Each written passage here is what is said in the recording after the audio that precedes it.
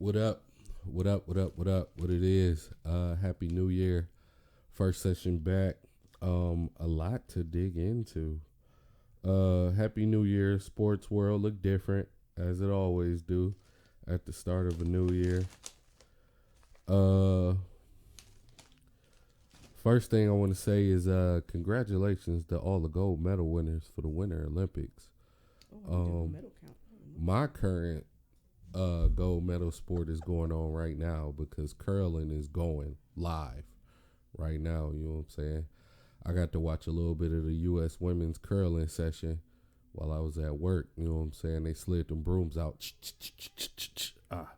Little rubber thing. Knocked the little other rubber thing out the target area. Ours went smooth in. I was like, oh, okay. Okay, so since you're so into curling, what are the rules of curling? Okay. You know what I'm saying? Don't ignore me. But What anyway, you know what I'm No, saying? but since Happy you New know- Year to you and yours. No, but since you know curling so well, I need to know the rules of curling. First, I never said I knew curling. I said my sport that I chose to support. Hey, I feel like if you got to support it, you should know. No. I feel like that's what the Olympics is for. Sometimes you see a new event and you be like, what is that? That's interesting. And you support it from there. And curling is my Winter Olympic sport. Shaun White let me down, so I couldn't go that way. I mean, everybody gotta remember that man is old as shit. I was about to say he didn't let me down in real life. I never wanted him to go out on a low note. I never wanted him to. You never want any of your favorite You know what I'm greats to saying? go out on a low note. I didn't want him to go out like Eli Manning and his bitch. I wanted him to go out like Peyton. Peyton Manning. Peyton went out with a Super Bowl, but That he didn't win. he got it though. Even if Shaun White didn't win, I would have loved for him to go out with a medal in his hand. But yeah, man, it's a lot going on. Quick note about the college situation. A lot of talent coming out, but that fight for the number one spot, I never really, as long as I've been watching basketball, I never understood why people fought for the number one spot in March Madness. Because it ain't like you get easier competition to start. Like, you get more unfamiliar competition, which technically is harder to me. Like, you get that number one spot, that means you about to play this bubble team that you never even heard of. But I mean, maybe I don't know. I guess I feel like coaches maybe should see it that way, that you don't want to really be too high up. You don't want to be too low either. Yeah, but maybe in like a player mindset, you just want to win. You want to be known as the best. You want to have the best record. And we gonna no matter what comes to play as far as March Madness is concerned. Yeah, we gonna get into that dynamic because that's irritating. But like as long as you've been watching March Madness, right? Like, how many top tier teams have you seen get smacked by an underdog team? I mean, we've been together for 9 years, and I didn't really pay attention to March Madness the first year we were together. Like, I watched the games that we watched together, and that was it. I think I don't think I really start paying attention until like maybe 2 years into our relationship, especially because Ethan got so into basketball at that time too. Yeah. So I kind of forced myself to watch it a little bit more, and I got into it. I didn't really do like the brackets heavy until like 2 years ago. Yeah. So I would say maybe for like 7 years, but in the 7 years I've seen the number, and it's crazy because the few times that I would like help you with your brackets, you know me, I'm not really a oh, you're in the number one spots type of person. You know me. I generally I go in. You do your research. I look at your numbers. Yeah. I say, okay, this is your point per game average. Like, I look at averages, and that's how I've picked. Which you've seen some of mine. Mine generally come out because over the years, good. I was about to say yours usually be better than mine because I trust the eye test. The thing is, I don't know the other team. Like, these is teams that generally don't get no TV time. And me, I don't watch college basketball that much. We've started trying to kind of watch it a little bit more, so that the kids can see it, because we think that they need to watch a little bit more college than they do NBA because they're trying to do too much at one time. But even then, like, we don't watch the teams that I pick half the time. I'll be like, I've never even heard of that school. They're there, and that's great. And then I just kind of go off of a numbers thing. What Yeah. do your stats look like? What do your stats look like? Yeah. Yeah, you're a higher tier team, but they actually have a better point average than you do. Yeah. Even though they're a bubble team and they're coming out of nowhere, like they can beat you The word. based off of these numbers alone. Now, skill wise, it doesn't mean that they're going to win. I always have one where they do lose. Yeah. But generally speaking, in the few times that I've done them, we've seen the weaker team win. I try to use like your logic of the eye test. And you know me, I'll come to you and ask and be like, Yeah. hey, based off these two teams, which do you think would probably be better? And I always make a bracket made off of some of those. I use some of it, but Yeah. I agree. I think the combination of both of our techniques is like the perfect bracket because it's a lot more situations where the numbers don't tell the whole truth because it's like how UCF was in football. Remember they was undefeated for like 2 seasons. Yeah. But if they went against a team that took a couple losses like Ohio State or Alabama, you knew they was going to lose. You know what I'm saying?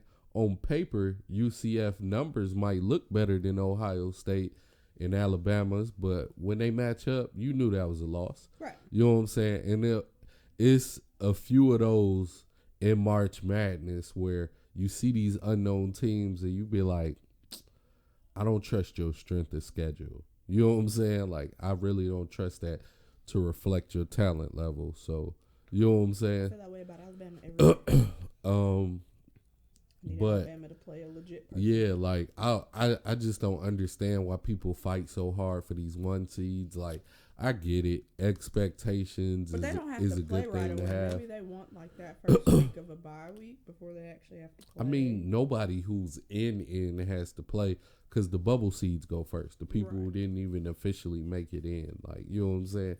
Like, the bubble seeds come in and then they fill in those couple blanks on your bracket, and Yeah. then you be like, all right, now it's time to start. You know what I'm saying? I'm excited to do it this year. I would like to do. I don't think I did that many last year. I think I ended up only getting like, I don't know, like 10 done. But I got excited after the first round when I still had one that was damn near perfect. I only had like 1 or 2 games that missed out, which is crazy to me because I don't normally it's worse than that. But It's always surprising to me when the big names get put out. I shouldn't be surprised because usually the biggest names get put out around the Sweet 16. That's why the Sweet 16 is so big yeah, in college basketball, because you get somebody like Zion, who is unanimously probably the biggest name since LeBron James, and he get put out by a Michigan State team that didn't even have a superstar that year. right. You know what I'm saying? And at the time they had R.J. Barrett, they had Zion, they had Cam Reddish, like the 3 top picks in the NBA at that time. Right. And they got put out just like that. And then you got somebody like Ja, like we seen Ja go in. I love Ja as soon as I saw him, and he got his ass put out like the first round. You know what I'm saying? Like, so you get a chance to see like your favorite talent going to the next level, Right. but they don't usually last that long. It's usually who builds the most fundamentally sound team. Like Baylor won. Nobody remembers Baylor winning. No. I Like- mean, we watched it, but it was a good game. The reason I remember is because the other D. Mitchell, Donovan Mitchell's little younger protege, Yeah. he's on that. He went to Sacramento because that's usually what happens in the draft, right? Like the trash teams get to grab who they want first. Right. But that D. Mitchell was like lockdown player of the year, and he's continuing that same stuff. And that's the only reason I remember Baylor winning. But other than that, you usually don't know teams that don't have a superstar like that. Like right now, Gonzaga has Komet. I love him. Well, right now it's between them and Auburn. They keep going back and forth. 1 week it's Auburn, 1 week it's Gonzaga. And then Yeah, it switches Purdue again. keep hovering around somewhere in there. Yeah, Purdue's doing doing good this year. They said Purdue was really low last year, but they've definitely stepped up their game this Yeah, year. Rutgers is sneaking in. Rutgers been going on a nice little tangent. They beat like 5 ranked teams straight. They beat like Michigan State, Ohio State, Purdue, and somebody else. Marvin Bagley is having a good game. But yeah, shout out to men's college basketball, women's college basketball. I'm rooting for my Lady Wolverines, man. They cracked the top 10. They was in the 5th spot for a while. I know I've been telling y'all that Dawn Staley is going to take her South Carolina women smooth to the championship. No fight against them.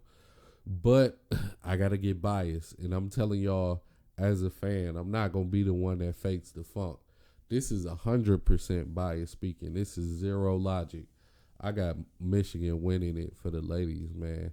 I got them upsetting Dawn Staley because those are the only 2 teams I'm rooting for. The crazy part is South Carolina is ranked first, but from what I've heard, because I haven't gotten, it's crazy. Our schedule's just so busy. I don't really get a chance to watch the college games because they're on at very awkward times. I make sure I grab highlights. Yeah. That's how I keep up. I try to grab especially because I follow a lot of the WNBA players and they watch a lot of it, so they'll post stuff. So I try to watch them as I watch them. Yeah.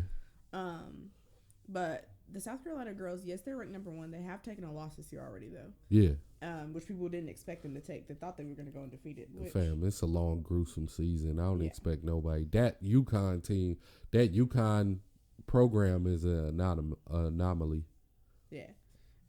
UConn's having a rough season this year, too, though. They're 17-5. They'll be all right. But they said that they can be beat. People try to say that they can't be beat. And the crazy part is, I have a feeling the Stanford girls, they're ranked 2nd. I think that they're going to end up back in it again this year. I love Stanford as a program for anything. I'm excited for their girls that are coming out to the WNBA this year. Yeah. Because one of them is going to be Steph Curry's godmother. She's supposed to. We'll see if she actually wants to. I love the support that the NBA pour into women's college basketball. Oh, yeah. They all show mad love. Because low-key, they show more support for them at the college level than at the WNBA level.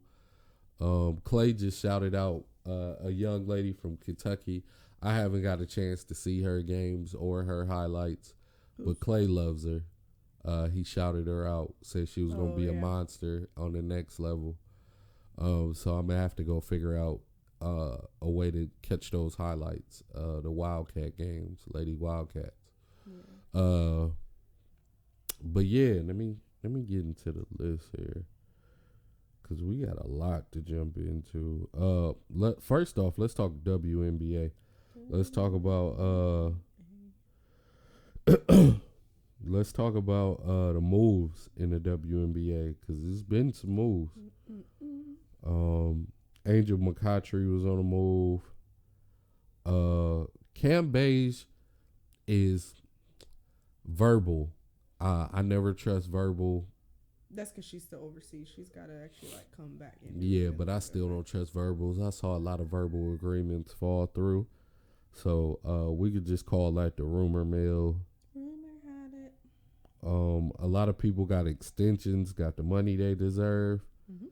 Minnesota is looking good. I think McCoughtry is just the team that I think looks good is Phoenix. Oh, that yes. hurts to say. Yes, Lord. But that's my God, team. Did they make Shout out to the Mercury. Off-season moves this year. Yes, Lord. They be fighting for that championship. And I get it. I get it 100%.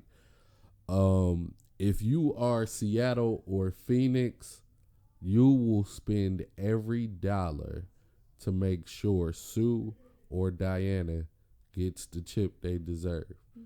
That's just how. Well, and now for Phoenix, it's also going to go to Tina Charles. She is older. She is also in that range where the 3 of them could easily. Sue's already made it clear. This is her last year. Yeah. Yes, y'all convinced her to play this year. Yeah. But y'all ain't going to convince her to play for another year. But She's fucking done. We saw how upset Diana was last year when they took that loss in the playoffs. The door jokes kept going because of that. Because, she really believed that was their time to win. So when you leave off on that kind of salty note, you don't want to do it heading into what will be your last year. You know what I'm saying? So I get it. We see it in all sports. We see whenever you get a talented old head who's you know what I'm saying, a great athlete and a great human being, you pour money into the franchise. Whenever you get Brady, you pour every dollar you got into that year that you got Brady. Whenever you get LeBron, you pour all the money you can into LeBron. Right. When you get Steph, Clay, and Draymond, they all about the same age. They not young. You pour every dollar you got into it. Right. That Rams team that just won the Super Bowl, they wasn't young. No. You know what I'm saying? Like, we hearing a lot of retirement whispers out of a lot of their key players. So, you know what I'm saying? It's just like that. Like, when you get Diana and you got Griner, who's not young no more, you know what I'm saying? You got Tina Charles. You about to pour all your money into this team because you want to give them exactly what they there for. I mean, and Seattle's doing the same thing. Seattle went and got Brianna January, which is a big pickup for them. Shout out to Brianna. They re-signed Jewel Lloyd. But, I mean, you've also got the other teams that are still, like, saying, hey, hold the hell on. Like, we still going to be in this shit. Chicago went and got Emma Mason. So when the Mystics won the championship 2 years ago. Yeah. Now we're 2022. I think it was 2 years ago, maybe 3. Emma Mason was their MVP. She played the best out of everybody during that entire series. Yeah. She wanted to stay with the Mystics, but unfortunately the Mystics just don't have the money for it. Elena Delle Donne is also coming back this year too. She'll be back full time. Like, she'll actually get to play the full season. Yeah. But Emma Mason got picked up by Chicago. Yeah. And for Chicago, that's big. That's and huge. then you still got Candace Parker, who said she's not ready to retire just yet. But you also have to look at her where she might be in the same boat with Sue and Diana and Tina. Where and be like, you got you counting that maybe at the most upside of 3 years for all of them. That's optimistic. 3 years. Like, realistically, Sue, I don't think you're gonna get any more out of her. I really you got do this think year. She's done. Yeah, you got this year. Diana, the same thing. Diana really might be her last year also. She get beat by injury so much. Well, and they both said, because their concern is they stay like this, they would end up doing another Olympics, which they don't want to. This last Olympics that they did, they were like, no, we're done. Like, this is it. We got our gold medal. Thanks. Peace out. Bye-bye.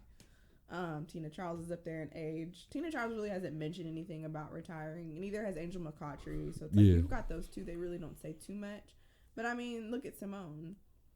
She didn't necessarily announce her retirement. She just became a coach. Yeah. So, someone like Tina Charles or Angel McCautry could easily do that. Yeah. I don't think Angel would. Angel's heart is very much still in the game and doesn't want to leave. Candace, she already... her exit strategy is already at work. Like, we talked about this yesterday. As far as the TNT cast, like, the greatest show on TV, I don't care what nobody say, was that TNT cast. You can't name a better show than Ernie, Kenny, Shaq, and Charles. And you know that's over with. You know what I'm saying? Like, we seen it kind of in the works where you saw a couple of them disappear, but you never saw Shaq disappear, which was the give. Like, you saw Ernie take some time off, and then you saw Kenny take some time off, and then you saw Chuck. Like, no. Then you saw Chuck, because we saw the rotation. Like, at first it was like, oh, let's introduce D Wade into the mix, because D Wade was never a part of that cast, and then we saw Candace come on in her off season. You know what I'm saying? So nobody had a problem with that. Everybody loves Candace. Like, you know what I'm saying? Especially Candace and Shaq's dynamic. You know what I'm saying? And then she's like the little sister he wants to punch. and then D Wade is like the petty middle child when it comes to those three. So, you know what I'm saying? So it's always, but when you replace Ernie for too long, it's hard to ignore. Right. When Charles is gone for too long, it's hard to ignore. Because Charles and Shaq is like the bridge between analysts and the NBA. Till this day, they're still ingratiated with players. Mm-hmm. Players 100% hate Charles or love Charles. It's never one. Draymond threatened to beat Charles up so many times. You know what I'm saying? Like, and then 5 seconds later they get along, and then 5 seconds later they hate each other. Yeah, like, you know what I'm saying? Shaq, same thing. Like, Shaq said the other night, he sends messages to the players so they can play better, so they can motivate themselves to get out of whatever funk they in. We seen it with Embiid. We seen it with Donovan Mitchell. That went left for a little while, but Donovan Mitchell, he got it. Most recent yesterday was Jaylen Brown. he told Jaylen Brown, he was like, I don't know what you got going on, but I don't even think you got it in you to get 20 points. After they passed that message to him, Jaylen Brown said, just watch. That was the message he sent back to Shaq, and he put up 26 in the first quarter. Mm-hmm. You know what I'm saying? Like, who you talking to? Like, you know what I'm saying? Mm-hmm. So when you got legends who is that entertaining and is that much of a show and can affect the game, like, right. I don't know. He even says it. He's like, I don't say it to be like mean to him. I say it because I know they need to motivate you. Like, yeah. I need to motivate you. Don't make what I'm saying correct. Make me wrong. Show me I'm wrong. Yeah. And I never seen that in any sport. I never seen an analyst who was watching the show who could affect the game that's about to go on in 5 minutes. Right. Like, I never seen it. I never heard, like, Romo call out, like, yo, you know what I'm saying, Stafford, you better play good today. And then Stafford be like, oh, I heard Romo. I never heard nothing like that. You know what I'm saying? Troy Aikman been on TV for so long, and I never heard him. You know what I'm saying? It's crazy the effect Shaq has on the game still in retirement. Right. So Candace got that strategy. I see Candace becoming a legend off TV because just the move she's pulling, like her story, right? Her story is great. Mm-hmm. Just being like this extremely tall, beautiful young lady who can ball as a guard and as a forward and as a center, and then you go to one of the greatest coaches, men or women. Like, you had Pat. You know what I'm saying? Like, if you name Eric Spoelstra for the Miami Heat, he top 75, top 15 coach. If you ask, could I get Pat, the women's coach, for Tennessee, or Eric Spoelstra, I'm going Pat, no brainer. Like, you know what I'm saying? In my mind, this Pat is Greg Popovich. You know what I'm saying? Like, it's Larry Brown. It's people like that. If you're not in that rarefied air, I'm not picking you over Pat. Right. And Candace had that. She won the championship with it, and then she goes into a dunk contest and she beats LeBron in the high school dunk contest. Like, you know what I'm saying? Like, this is early 2090s. Women don't do that. It's Lisa Leslie and then it's Candace Parker. Mm-hmm. That was your dunkers. You know what I'm saying? Like, that's it. And so her story is just crazy, and I feel like she about to take the WNBA to another level once she retires. And I don't think people see it because, like I said, her and Shaq is so entertaining together that when she be like, yo, let's get WNBA games on TNT, if she can convince that same halftime crew to call WNBA games, and now you got other entertaining, like Chanae is great too. So you get Chanae, you get Candace, you get Shaq, you get D Wade. Everybody's going for that show. You know what I'm saying? Even if you have no interest in the game, you want to see them. So I think Candace is going to take the WNBA to another level in retirement. I don't know how she feel about that, if she feel like that's a bad thing, but it's great to me. She watches her daughter play now, so who knows? We'll see. She's got another baby on the way, so definitely with another kid in the house, that'll definitely be a difference. I think the biggest thing is the Storm. They're a great team and they're made up perfectly. Yeah. My concern for them is they couldn't get Breonna Stewart to agree past 1 year. And I don't.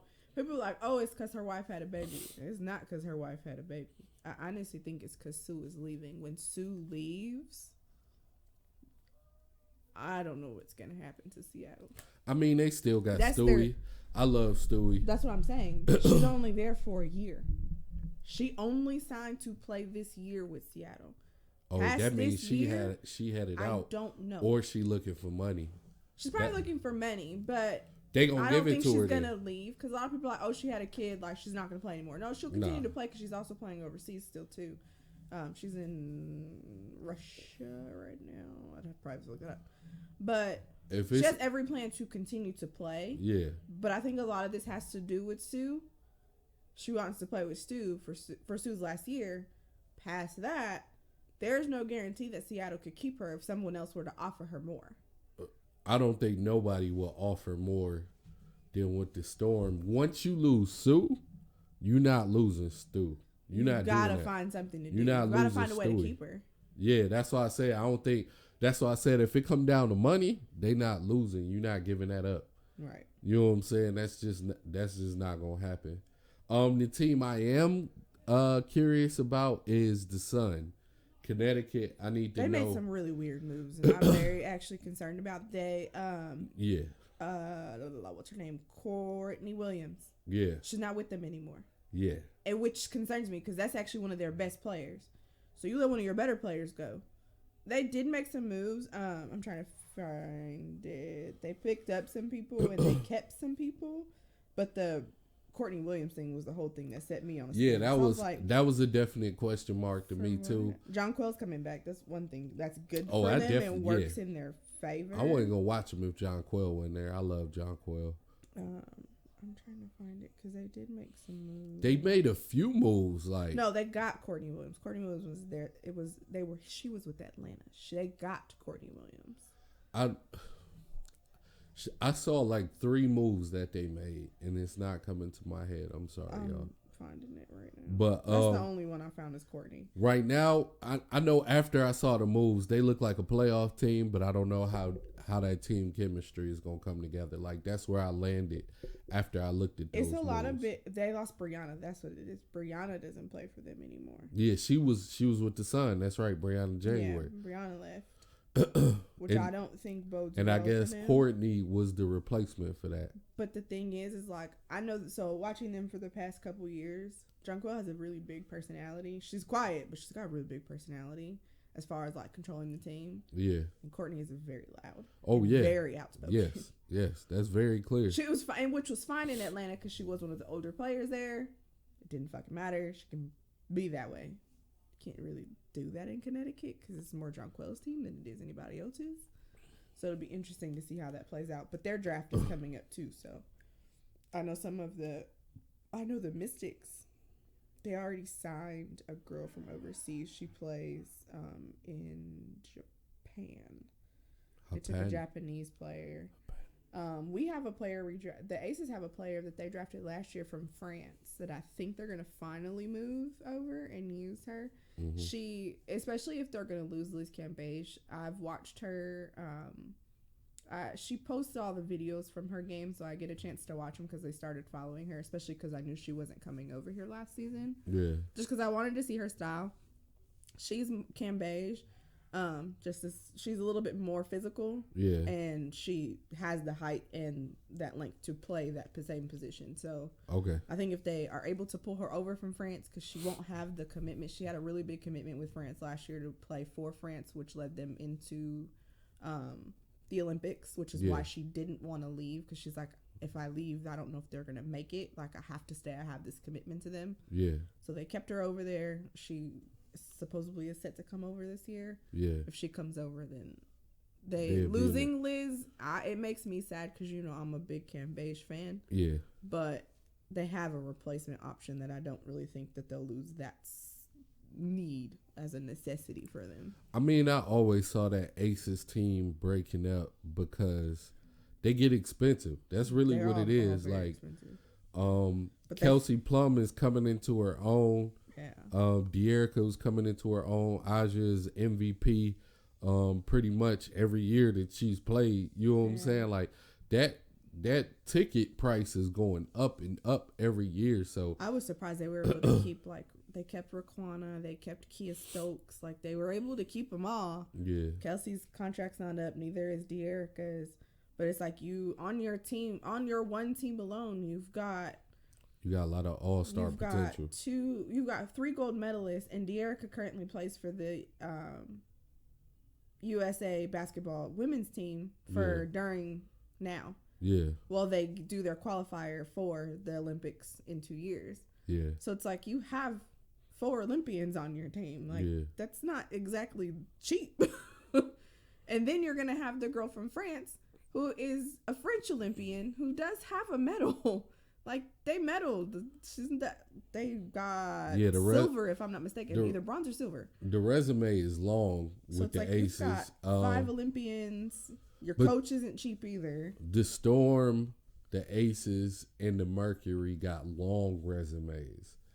I hate that. Shout out to those GMs for keeping those teams intact like they did. But it is what it is. But let's get into the Super Bowl. We gotta talk about the Super Bowl. Bengals, Rams. For anybody who played the game, everybody know this matchup was like when you go through your career and you let it get to like season 8 where shit start looking weird. You know what I'm saying? Like where teams you never dreamed of become powerhouses. Like Jacksonville is now the most dominant team in the league. Like, this is kind of what the Super Bowl reminded me of. It was Rams and Bengals. How you feel about it? That was probably one of the best Super Bowls I've watched in a couple of years. The last couple, like, I'm real big on football, so of course, like, the time when Peyton Manning won, I thought that was the most boring Super Bowl I think I've ever watched in my life. Okay. Watching the Panthers Super Bowl, that was boring as hell. No, the Patriots-Rams was the most boring Super Bowl I ever seen. Yeah. Score was like 13-3.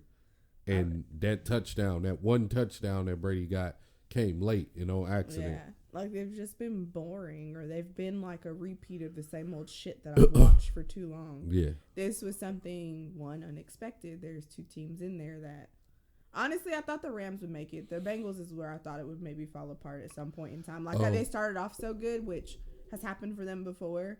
And then they usually like the Cardinals. I would like to point out I was correct the whole time about the Cardinals.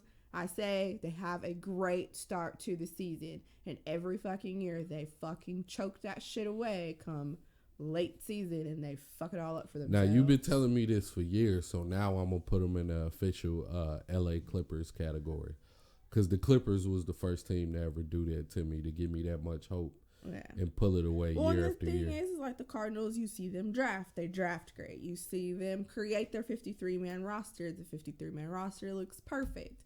Looks unbeatable. If they're going to lose, they're maybe going to lose 1 or 2. They're not going to lose a ton. Where'd they go? They went undefeated all the beginning of the season. Then they started losing. And as they started losing, they got worse and worse and worse and worse. And then basically at some point, they just stopped fighting.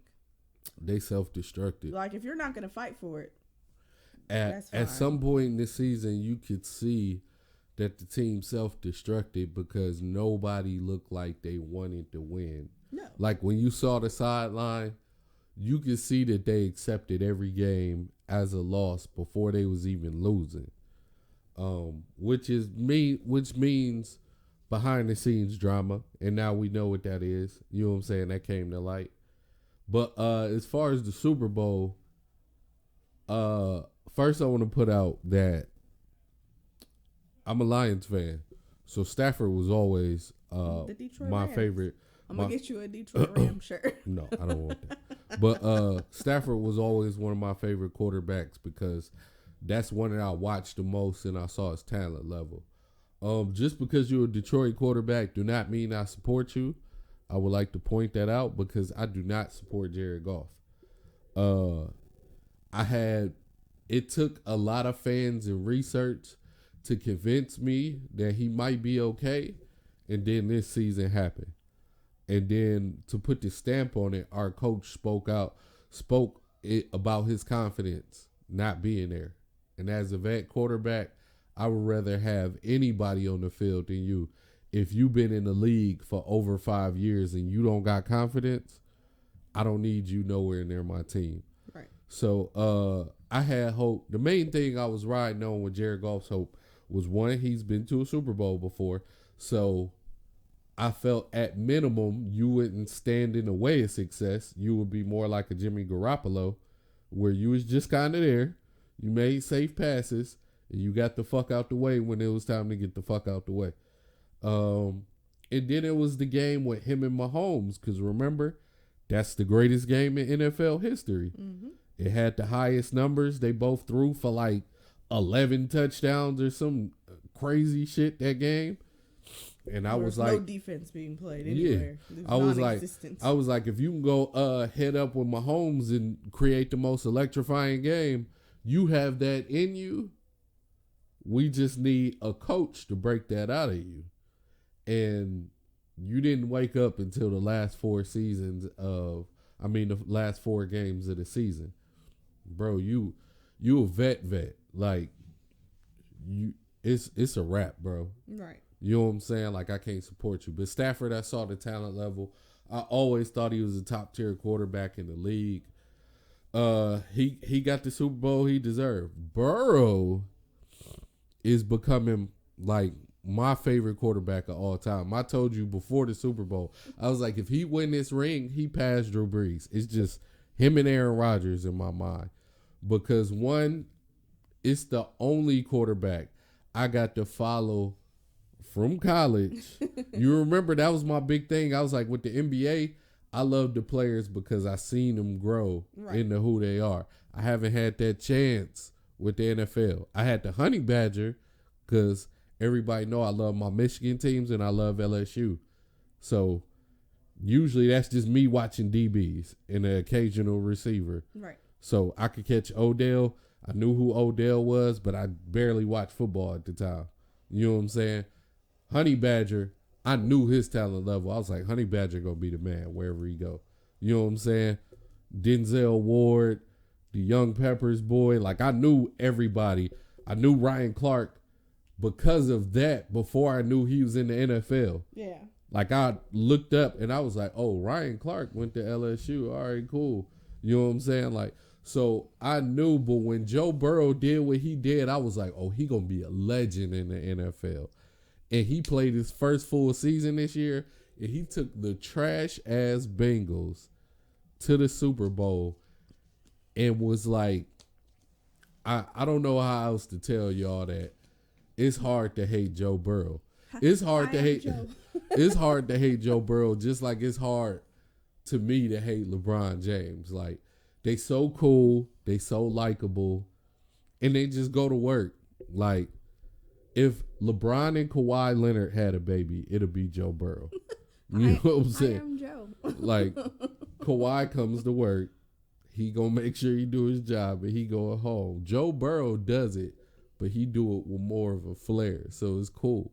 You know what I'm saying? Like, I mean, watch that video today. yeah, Bree showed me the video, and hey Vaughn, hi, I'm Joe. Yeah, mid Super Bowl, he Nice just to meet introducing himself to the people that he knows is about to sack him. Like, hey Aaron. Hey Eric. Aaron, just wanted to let you know my name's Joe Burrow. How you doing?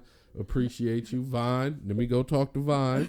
Hey, Weddle. Been watching you since I was a kid. Welcome back to the league. Like, you know what I'm saying? It's hard not to love somebody like that who's genuinely, like, love the game and shows it. In my concern for them is I would love to see them continue to stay like I've never hated on them in our division. Like, it's never been a thing. Like, the only team I have a problem with in our division is the Browns. No, you did hate on two specific Bengals. I hate certain people, not the team. Because I was about to say, I heard a lot of hate for Vontaze and I heard a lot of hate for Pac-Man. That's because they're both assholes.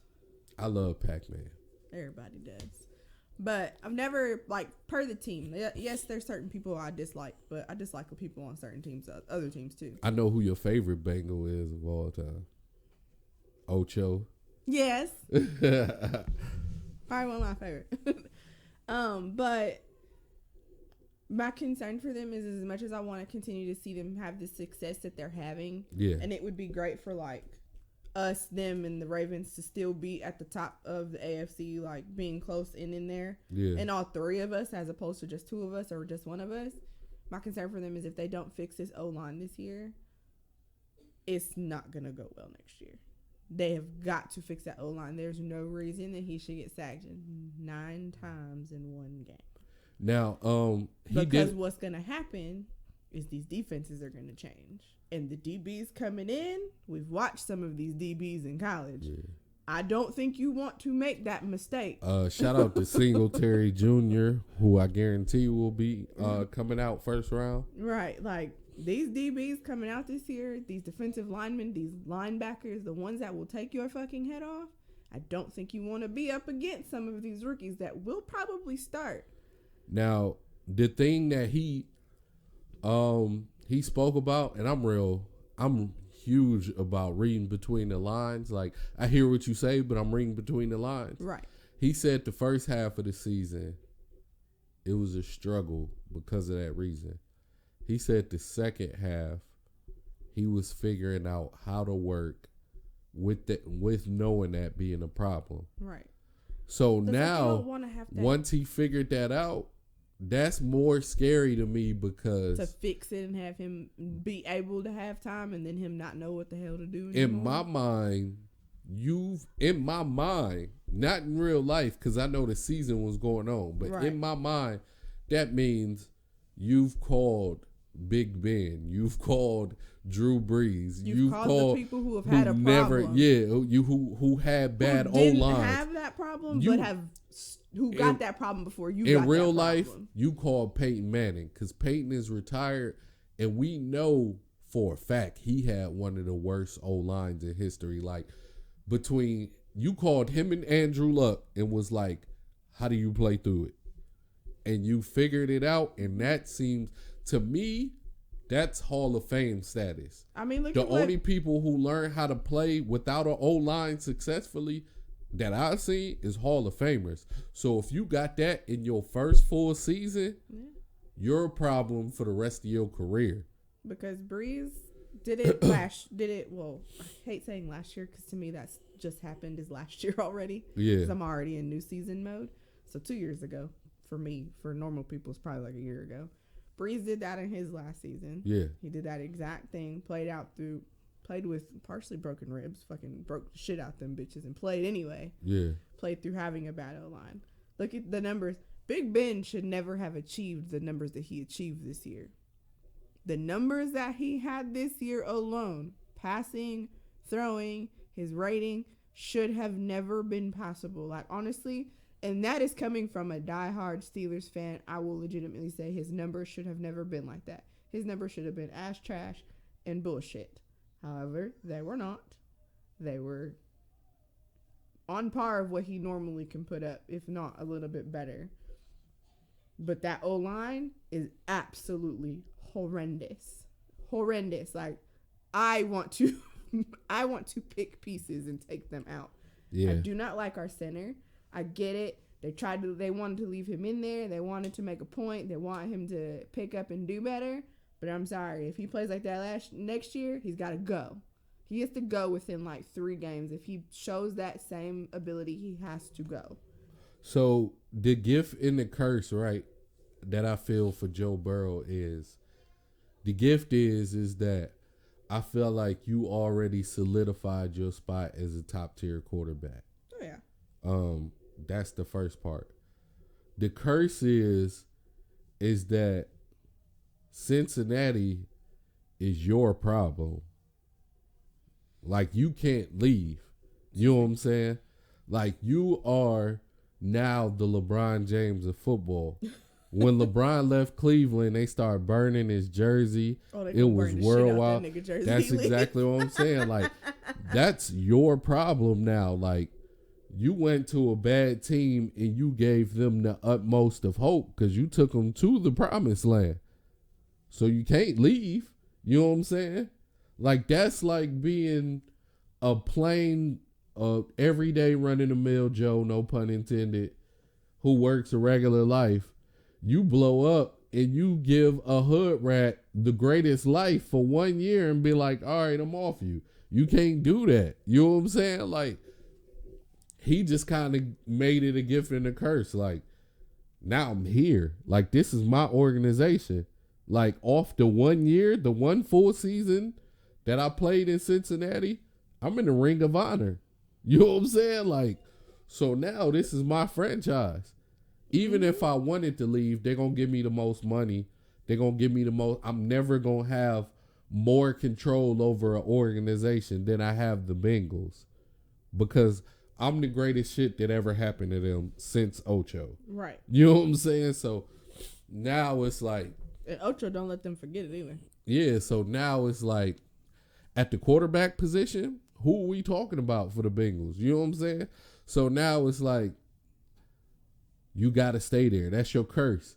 So now you got to hope they keep producing these wide receivers just in case Tyler Boyd take his talents elsewhere, T. Higgins take his talents elsewhere, Jamar Chase, God forbid he get hurt. You know what I'm saying? Right. You got to stick it out with this janky organization, right or wrong.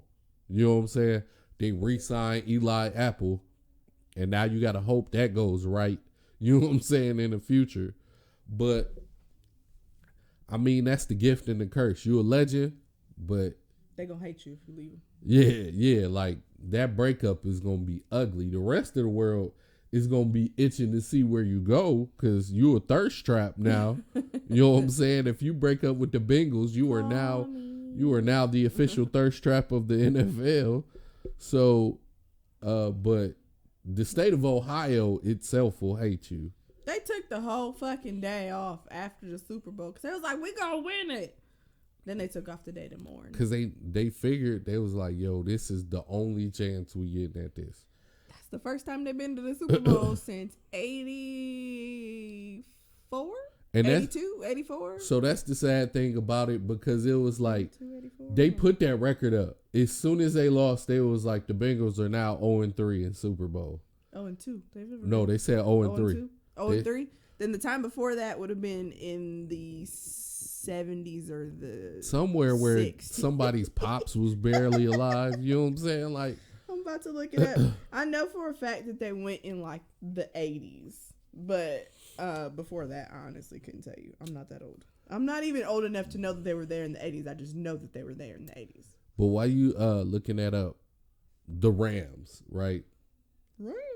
If they can bring back almost that same exact team, they need some like tweaks here and there on certain pieces. And you're not getting Whitworth back. That nigga's done. That's what I was about to say. Is like deuces, homie. Weddle is gone.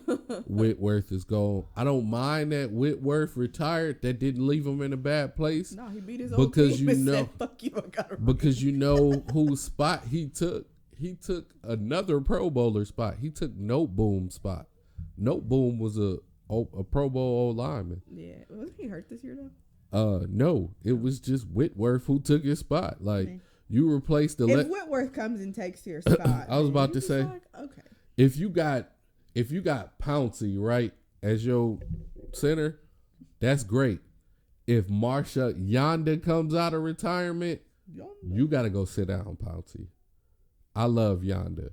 You know what I'm saying? Yonda was a perfect 99 overall the whole time I knew about him. Nick Mangold, same thing. Big Mangold was the guy. So it's 81 and 88. It was both in the 80s. I knew about the late 81, not the early 81. Yeah, it is. Old people stuff. But, so I don't think they're getting them back. For one, they blew all their money and draft picks to get the team that they got. They blew all their money. They blew money that they didn't have to go get Vaughn and Odell. And Vaughn's contract is fine. He's under contract. Odell is not under contract. He finished out his year. And here's a kicker that nobody's talking about. You still got Stafford under contract for this year, fam. Remember, y'all traded Stafford from us under the contract. He was already living the life of our contract. So you might have him. But I don't know if the Rams are responsible for his payment. I think that the Lions are responsible. This year was the last year we had to pay him. That was one of the big things about us not getting nobody, because you still had to pay we was paying for two quarterbacks. Some brokies. We was paying for two quarterbacks. Well, technically, with the roster, you're paying for like 5. I was about and one nigga that's not there. No, I did all the research. We was paying for our entire salary, no bullshit, was paying for superstar players that wasn't there no more. We was still playing Slay. We was still playing Quandre. Was Snacks still getting paid? Snacks was still getting paid. Stafford was getting paid. Sanu was getting paid. So y'all broke niggas. And they were saying, yo, this is the last year we are playing all of them. So y'all needed a sugar daddy. So that's why our entire team outside of golf was 12 years old. They were. Y'all got baby. Because we had nothing but pocket change for people. Now, I got a cool the one. headlines is reading, hey, now that we're fucking done, we need to go get a number one receiver. You know who they said? Let's go get Devontae. That was number one on their list. Number two, let's go get Chris Godwin. Number 3, get a quarterback. Why don't you make that number 1? Get Man, a listen. quarterback. Listen. Because for the love of God, it's not going to matter if you go get Devontae. It's not going to matter if you have Amon-Ra. It's not going to matter about none of that Look, shit. That nigga can't throw to save his own listen, life. don't make if me he mad. was on fire Don't make and had me mad, to throw man. a pass where somebody caught that this. bitch, he would Listen. burn. Don't make me mad right now. Like, don't work me. I could spend a whole episode on them they bad decisions, but Super Bowl wise, That's like choosing a chick to have a kid with twice. Like, y'all can't do that. was you okay with who got the MVP? Yeah, I told you before they picked it. I said it's either going to Stafford or Cup. To me, it could have gone either way. Stafford was the one making the throws and making the plays. Cup was the one, honestly, making some of those plays happen because he had to come back to the ball. He left and came back. I don't think it could have. So, I think didn't Stafford care. had a slight edge on him and Aaron Donald. I think those were the three. Ironically, we thought that Aaron Donald wasn't gonna do nothing. He actually did deserve, because he changed the course of the game like 5 times that I counted. I mean, he's the reason they won at the end. If he hadn't made that play, because The plays, they rewatched, the they plays re-showed was, that the shit. plays was phenomenal. Like, he was moving 2 and 3 people and making a sandwich out of Burrow in the middle. If and I'm he like, hadn't got to Burrow for that final sack, did you see the video of the play, the way that it was worked out? oh yeah, I saw it. Jamar Chase's ass was wide the fuck open, and if Burrow had got that shit off and Jamar No. Chase so much as caught that bitch, it was a touchdown. There was no one there. Jalen Ramsey was like a good half a step behind that motherfucker, and love Jalen Ramsey. He was to getting death. slave one of beat. my favorite. He was getting slave beat. He's one of my favorite players. Because he's the only player that, when he talks shit, I am okay with it. Because one, he either backs that shit up, or if he has talked shit and he has failed, he calls himself on it. Yes, I fucking, hell no, I ain't get that shit. They beat my ass. It is what it is. Yeah. Then you get these other niggas where they talk mad shit, they get beat, and they go on the defensive. Nah, it was just, I got him next time. It's going to happen next. Sir, just sit down and say you fucked up. Say you got beat. Like, call yourself on it. You got beat. And the thing I like about Jalen Ramsey is he didn't open his mouth and say nothing wild, because He that never do. he usually Well, he did he when he do was if you- younger. He do did if when you he piss was him off. younger. Now that he's like a vet, he knows the time and place, how to provoke. Like, he learned the ins and outs of the NFL. Who can you poke? Who you can't poke? Like, he knows this. I think, and you know who I think taught him that lesson, but he had never admitted? Tyreek Hill. Yeah. When he called him a glorified return man and then had to keep seeing him, Yeah. I think that's what turned him around. I just like, But I think it's the fact that he can call himself on his mistakes. but the other ones, I really think it's a curse to talking too fucking much. Like, what's his name? Villanueva, the old lineman that left y'all and went to the Ravens. The D lineman fucked his ass up Got- every time. Got beat like a drum this year, talking wild spicy. Eli Apple talked wild crazy to McCole Hardman and Tyreek. Got beat like a drum. We seen what happened to Chase Claypool and Juju. Everybody who Baker Mayfield came into the league doing that. Mad Look spicy. at Miles, but Miles Garrett did the same thing. I'm gonna take Big Ben down. He tried to get back there, and Ben looked at him like, "Hello." Spent him around like a top. The only people I seen who had mad success was the people who showed love. Like, Chase from Washington, the football team. yeah. I know you're talking about. He showed love, but he'd get after you in the same Young. play. Yeah, That's his next name, Young. yeah. Because he was so excited to play Big Ben. He's like, I feel like I could take you down. I really want to. He's like, but at the same time, I'm scared because I really want to do a jersey swap. Like, and Big Ben was like, hey, brother, you play good. If you get me, you get me. Like that, I'm fine with that. But yeah, it be a lot of those where like, you be talk humble. once like, you talk shit. crazy. Like oh my God, the worst case of that was this year. The defensive coordinator for the Ravens, remember he talked spicy to Joe Burrow? And Joe Burrow went for what? 7 touchdowns? Yeah. 5 of them was the Jamar Chase or something crazy like that. My thing is if you're going to talk shit, either have the ball, either be able to back that shit up, or have the balls to call yourself on it.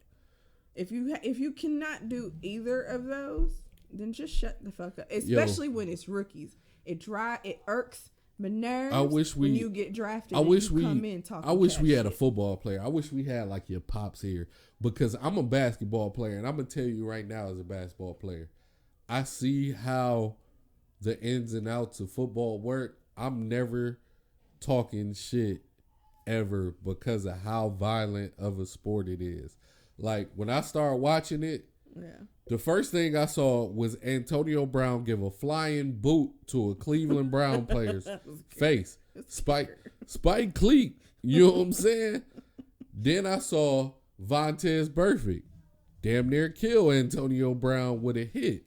You know what I saw after that?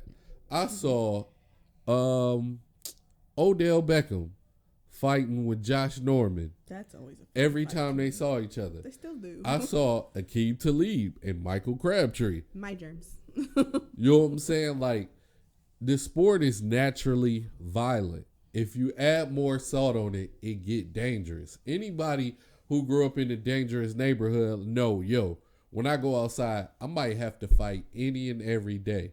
If I open my mouth, it's a guarantee that it's going to get worse. Right. And that's exactly what football is. So in that case, no. You know what I'm saying? Like, people hate when you celebrate, so celebrating is dangerous. People hate when you successful, so winning is dangerous. Last thing you need is to open your mouth. We saw Brashad Breeland do it, and he got his ass busted. He had one of the worst years I ever seen in the what DB. Most people probably don't realize. It was every single number 1 and some of the number 2 receivers of every team. And they lined up on him on purpose. That probably wasn't even where they were supposed to be. And they was like, you know what? You talk cash shit. So since you say you the best and you can cover whoever, you think you Jalen Ramsey out here, come see me. It better not. You don't have to come see me. I'm going to come see you. My thing is, when you talk spicy, you need to take your tour sheet. If you a corner and you saying you locking down anybody, check that schedule. Well, and that's the thing is, like, I use Big Ben as like an example only because I've heard so many people talk shit about, I could take him down. What y'all don't realize is he wants you to come for him. The fucked up part is there are 7 niggas in front of him that hear you.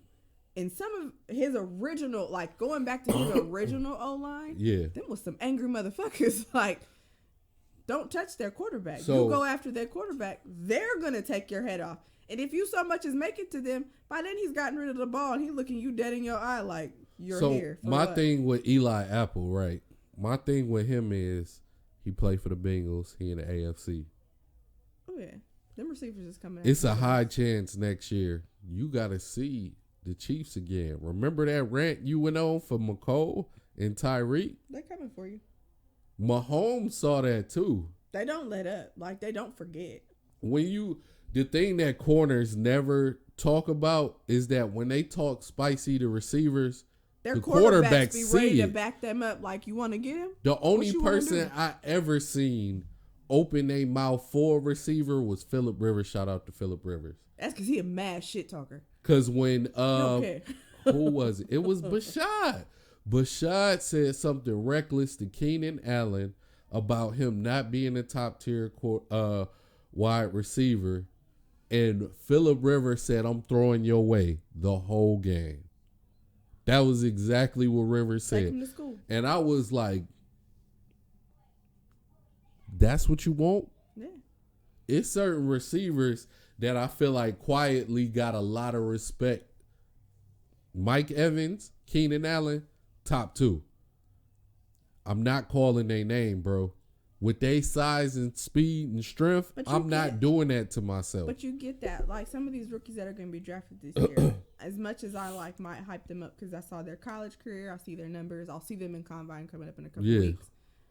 They'll be good. And I'll be like, damn, they can really make it. The minute I hear one of them talk shit, I'm be like, you about to get your ass beat. I don't know how, I don't know when, but somebody's coming for your ass. Don't know how it's going to, like, I'm waiting for it to happen. And the day that it happens in a game, I'll be like, well, look, you talk shit at the beginning of before the fucking season started. If these niggas heard you, they might be old. They may not be there physically with you, but I guarantee you, these receivers are listening. Their quarterbacks are listening. And their quarterbacks are going to their receivers like, what you want to do to them? You want to go after them the whole game? You want to teach them what kind of lesson do you want to teach them? You want to teach them a short-term or long-term lesson of sit the fuck down? Now, speaking of DB, since we landed here,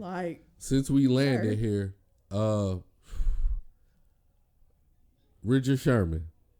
That nigga's an idiot. Richard Sherman. So his initial comment that I heard was that Stafford doesn't need to go in the Hall of Fame. He Stafford's don't wife deserve already it. went at him sideways on Instagram. I loved every second of it. He don't deserve it. He don't got any of his accolades, right? Like, he pretty much got a Super Bowl. He got one Pro Bowl appearance.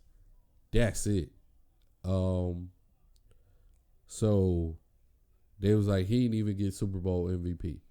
Now, I told y'all, Stafford is like top on my list right now. Active quarterbacks, my favorites: Stafford, Burrow, Herbert, and Tannehill. Ravens. Oh, Lamar. Tannehill is probably still one of my favorites. I would never hate Lamar. Lamar. Mistakes, but I really like. I've always liked Tannehill though. I liked Tannehill when he was with the Dolphins. Only because I knew he had potential. He got out of the fucked up situation and ended up in a better one. So I would have said Deshaun, but we know what's going on with Deshaun. I think he can't find a job to save his life. And Aaron. My bad. Disrespect Aaron, of course. But so he said that I'm not a pure football fan in the sense that I haven't been watching it my whole life. So if somebody like Richard Sherman say, yo, this is what the Hall of Fame used to be. The Hall of Fame requirements used to be, yo, you build these accolades. And at the end, the style was you hopefully got a Super Bowl ring to put the stamp on it that it was unanimous. Mm-hmm. That's how it came off. Accolades, you get MVP, you become the best at your position, you get Pro Bowls, you become one of the most feared players, and then you get a Super Bowl to put the stamp on it. That's what I thought he meant, and I was like, okay, that makes sense. If Stafford don't get these accolades, then he gonna need another Super Bowl ring. Right. That's how it played out in my mind. And then I didn't know it was another rant. And this is like a petty thing, right? You probably, I know we all familiar with it. Like, you ever heard Logic and then you read between the lines and it was hate? Mm-hmm.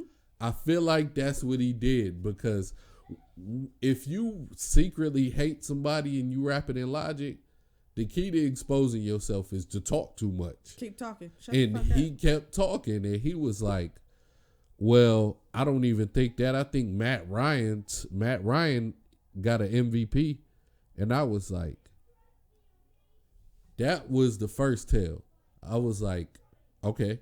And then he kept going, and he was like, yo, Von Miller and Aaron Donald won you that championship. And then I was like, oh, that's complete hate right there. That's complete hate. Where was Cooper Kupp? Because the reason the Matt Ryan thing flagged as hate is because that's the worst example you could pull. Matt Ryan's only resume is that accolade, that one MVP. Unless that MVP was from like, oh shit. And he basically said Matt Ryan was better, but remember, everybody knows the most legendary Super Bowl when Tom Brady showed up in Atlanta and said, hey, Matt Ryan, I'll give you a 28-point head start, and let's see if you win. MVP is from 6 years ago. He won it back in 2016. It don't matter how old it is. What I'm saying is the most legendary Super Bowl, Tom Brady said, "I give you a 28-point head start. Let's see if you win this game." And you lost so bad, y'all freeway caved in right after the game. And that's not an over exaggeration. As soon as they lost, nobody could get home. You know what I'm saying? So if you compare somebody who won a Super Bowl, led comeback wins, and he had 0 running game. I think it's that. Oh, okay. But he had 0 running games. He had 1 starting receiver, and he pulled out a win with his arm alone. And you was just like, yo, Matt Ryan, who blew one of the most disappointing Super Bowls in history, got an MVP. That's where the hate button hit. I'm like, bro, you hated on this man 5 seconds after you won the Super Bowl and compared him to Matt Ryan, who probably got the most disappointing Super Bowl ever. And then when you said Von Miller and Aaron Donald won y'all the game, I was like, there was no run game. Von Miller and Aaron Donald had each other on defense with Jalen Ramsey getting slave beat in the back. You know what I'm saying? Like, if anybody had a Pro Bowl section of the game, it was the defense, and Burrow stayed in the game. Remember, they was about to win. Yeah.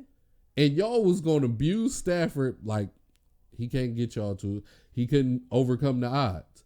Not mentioning how good that Rams defense was, and Joe Burrow was beating y'all ass with no O-line. So I was like, that's hate. Richard Sherman is hating right there. That's why I'm like, you got to read between the lines. And then this is the next thing. Eli Manning has been a topic of discussion when it comes to getting into the Hall of Fame. It's because he's coming up. He's been retired for 2 years now? 3 years? How long is it until you can 5 years. It's come 5 up? years after your retirement. Okay. Because people joked around and said they wanted Breeze, Ben, and Brady to all go in at the same time, but because Breeze retired a year earlier than they did, Yeah. he's eligible sooner than they are. He's eligible the year before them, which he's first ballot, so it's not really going to happen like people thought it would.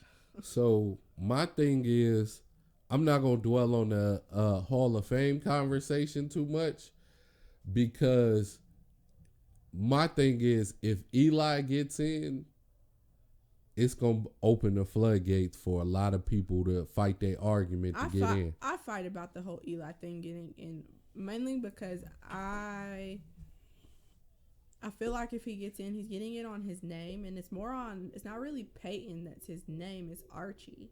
Archie had a great career as a football player. So it's not really Peyton, it's Archie that's getting him that. And then he beat Brady twice, but just because you beat Brady doesn't mean anything in my eyes. For Stafford, I get it. He doesn't have Pro Bowl nominations. He doesn't have a regular season MVP. Yeah. Super Bowl MVP, he could have easily gotten it. Honestly, it was a toss-up between 3 different people. Who gets it? Yeah. In all honesty, y'all all won the game for each other. They give it to somebody who has high numbers and just did good. It's a weird, that system for MVP voting is really awkward to me. Because in my eyes, I can always usually pick out 1 or 2 people every game that I'm like, that right there is your Super Bowl MVP. And it's usually the other person that I thought of, like, oh, okay, well, makes sense too. Yeah. So I don't really hold that against him. Do I think that he has every chance to get into the Hall of Fame? I personally do. Even without the accolades, because he played for a team he's been in the league for 12 years, 13 years. 12 years. 12 years. He spent 12 years with the Lions. Right, so he got to play with a different team, which he proved it was a team issue. It was, and it wasn't all his pieces. He would probably even to admit that it was never all his pieces, but that team was never able to put together a team enough to make it far. Yeah. And that's of no fault of Stafford. He fought tooth and nail. He overcame the obstacles. Played injured, did a lot of stuff to get them as far as they were getting in the first place. You switch him out and look how far their team has fallen. Yeah. I think if Stafford was still playing for the Lions this year, do I think they would have made it to the playoffs? No. Do I think they still would have played 10 times better than they played this year? Yes. I still think that they would have a better record than they had going into the end of this season. So I feel like, and I've been watching football my whole life, so I know people who've gotten into the Hall of Fame that have very little accolades. They don't have a ton of Pro Bowl selections. They maybe have like one, maybe two. They don't have an MVP. They don't have a first all team. Like, some of them don't all have that. Some of them have a second team. They don't have a first team recognition. If they do have a first team recognition, it's like one or two. Like, okay, one or two isn't a lot. Yeah. When you look at somebody like Brady, who's got a shit ton, if you look at somebody like Breeze, who's got a shit ton, like, they have a lot. Yeah. But there's also no guarantee that they will be first ballot, but let's say they weren't first ballot. Yeah. They're still going to get in. They're just not going to get in their first time. Stafford may not get in the first time he's recognized for it. He may get put on like the list of, hey, these are the people who are eligible. And I understand that and I respect that. We're going to do the votes, and because it goes from one really big list to a smaller list, and then it's the list of who actually makes it. I think that he'll be on the long list. He won't make it on the short list the first time. Yeah. The second time he'll be on the long list. He'll make it to the short list, but he won't get in. And then the third time, he's going to make it in. I'm not saying he's going to go the first time he gets put on that fucking list. There's no fucking... I don't think it's possible. One, I would need to see who you're up against, because sometimes you're up against some people that... I'm sorry, they just have the records and shit to boost them a little bit more than that you can boost yourself. So, I don't think it's going to be like that. Do I think that what he's done, honestly, what he did playing for a team and taking them, he didn't take them like far, but giving them the records that he was giving them and the numbers he had for himself, and then going to a team where he had to play with new people he's never played with before. Then got a receiver mid-season that he's never played with before. So I think that I think he will go to the Hall of Fame. It's just not going to be the traditional way of doing it. You're not going to be first. It's going to be real weird when he gets in there. So this is the thing. First off, my intentional question was, do you think that was hate on Richard Sherman's part, or do you think he was really just throwing out I don't facts? think Richard Sherman's going to make it in the Hall of Fame. He thinks he's going to make it in. I don't think he is. I thought he would. No, if he does, he's definitely not getting a vote the first year that he can make it in. I thought that whole Legion of Boom was getting in. No, he'll get it. If he gets in, he's not making it in until maybe his third or fourth. When I watch NFL shows, people call him a top 10 corner in history. I don't even know. My favorite corner that I knew of, it's only two, Prime Time and Revis Island. Yeah, and they're both Hall of Fame. Yeah, so I don't even know nobody else for Richard Sherman to be compared to. Right now, my favorite corner, everybody knows, is Travius White. He's been my favorite corner for a few years now. I think Richard Sherman will make it in. I think there's a possibility he'll get in. One, his whole off the field thing is going to cause him some problems. I don't know how many problems. Some of them aren't being, like, a lot of them are trying to pull that as something you don't look at anymore. They're fighting for it because they hate it. Well, hold on. First, answer your question. What do you think that was hate, or you thought it was I thought it was hate. I thought he should legitimate what he expected. Honestly, I don't know why he opened his mouth in the first place. So let me answer that. I got two ideas. One, he's salty. One, Stafford, just put your ass out.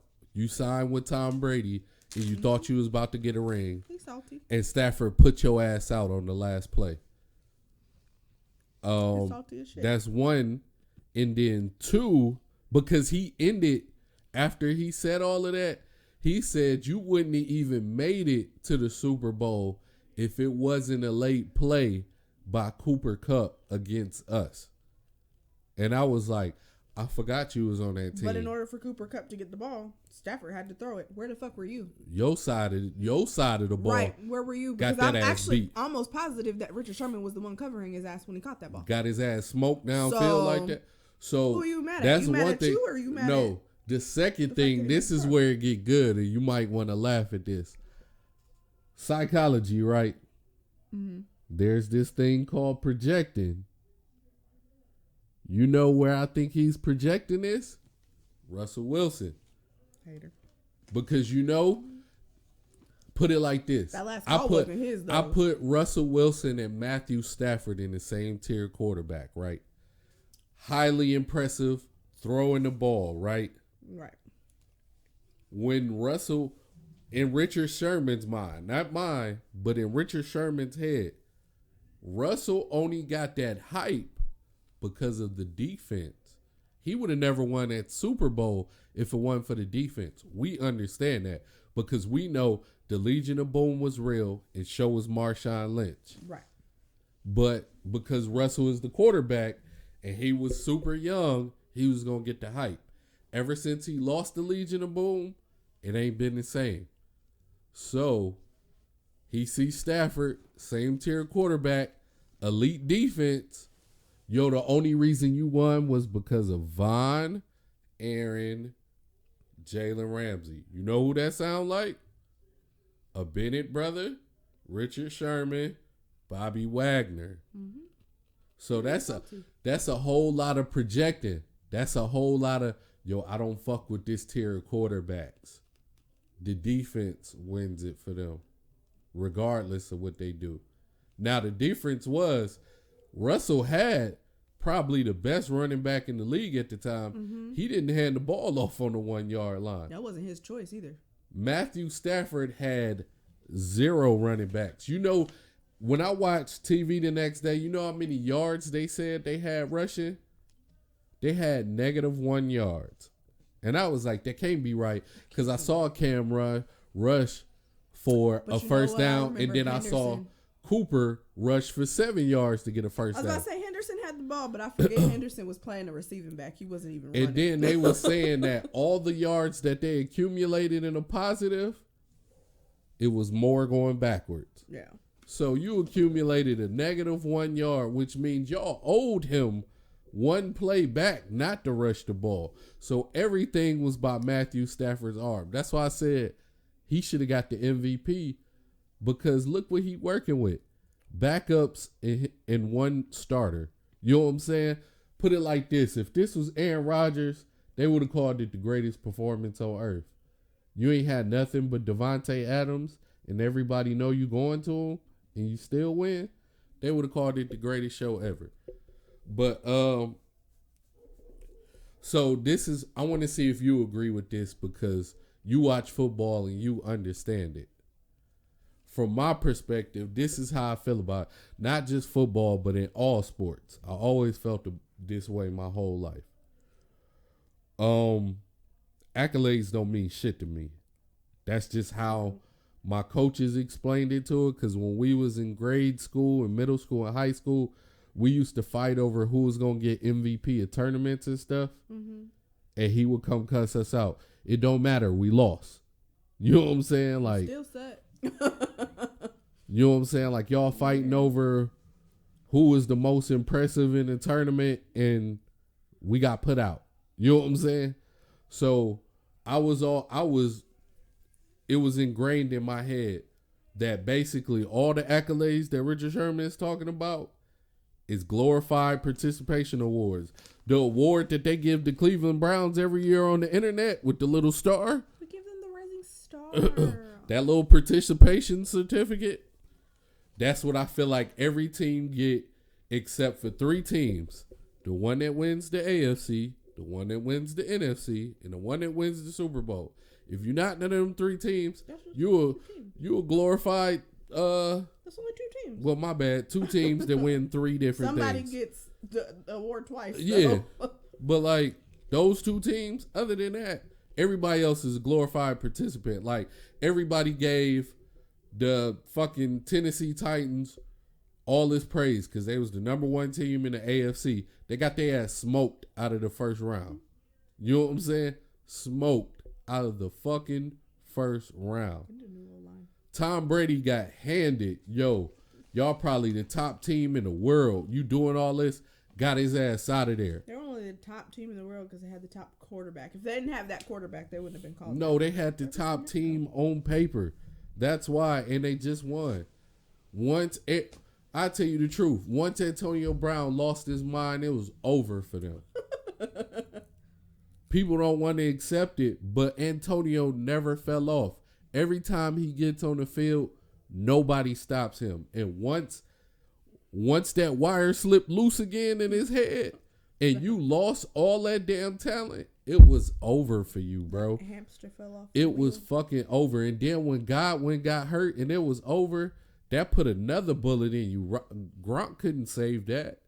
You lost. I'm waiting for his retirement. Like, think about it. Like, the game showed you had Mike Evans, Godwin, Gronk that you basically grew up with, and you had Antonio Brown, and Brown was your number one receiver. That showed you your talent level. Yo, I can depend on him more than all of them combined. And once that wire slipped loose and he started seeing rainbows and shit, and he started bouncing topless in the end zone talking about I quit, bro, you knew it was over. You knew it was over. You couldn't Tom Brady your way out of that shit. Like, it was fucking over. So, you know what I'm saying? Like, all of these accolades, I hear these as excuses when stars say it. I heard Baker Mayfield say it.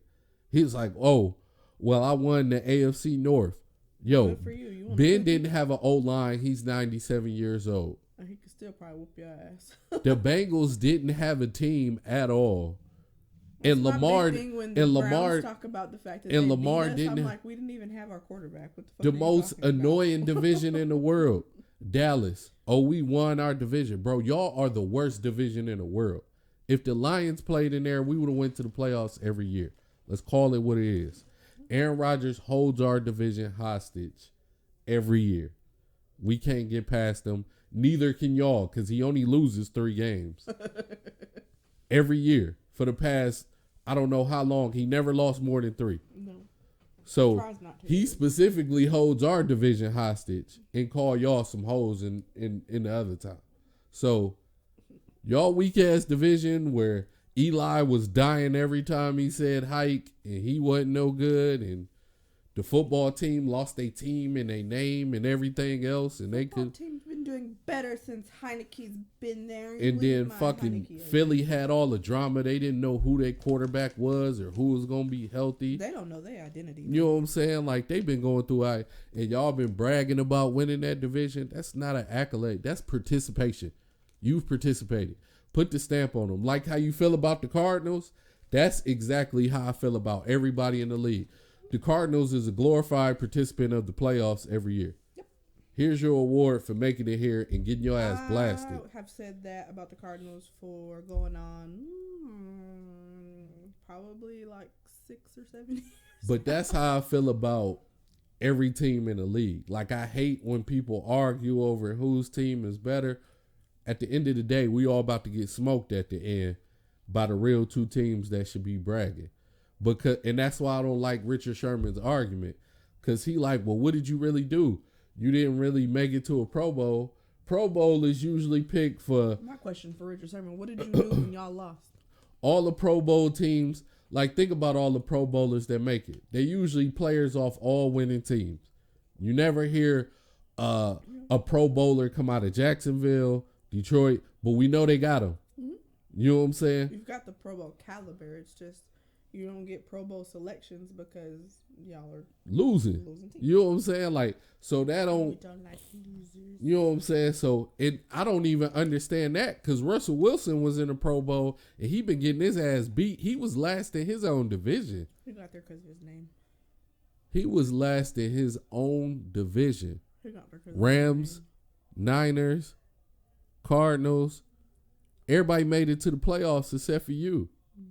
You know what I'm saying? But you're a Pro Bowler, I guess. Mac Jones got beat like a slave his first game, in that the Bills ran the numbers up. I don't think they scored a touchdown. I think that ended up being like 37-3. In what game?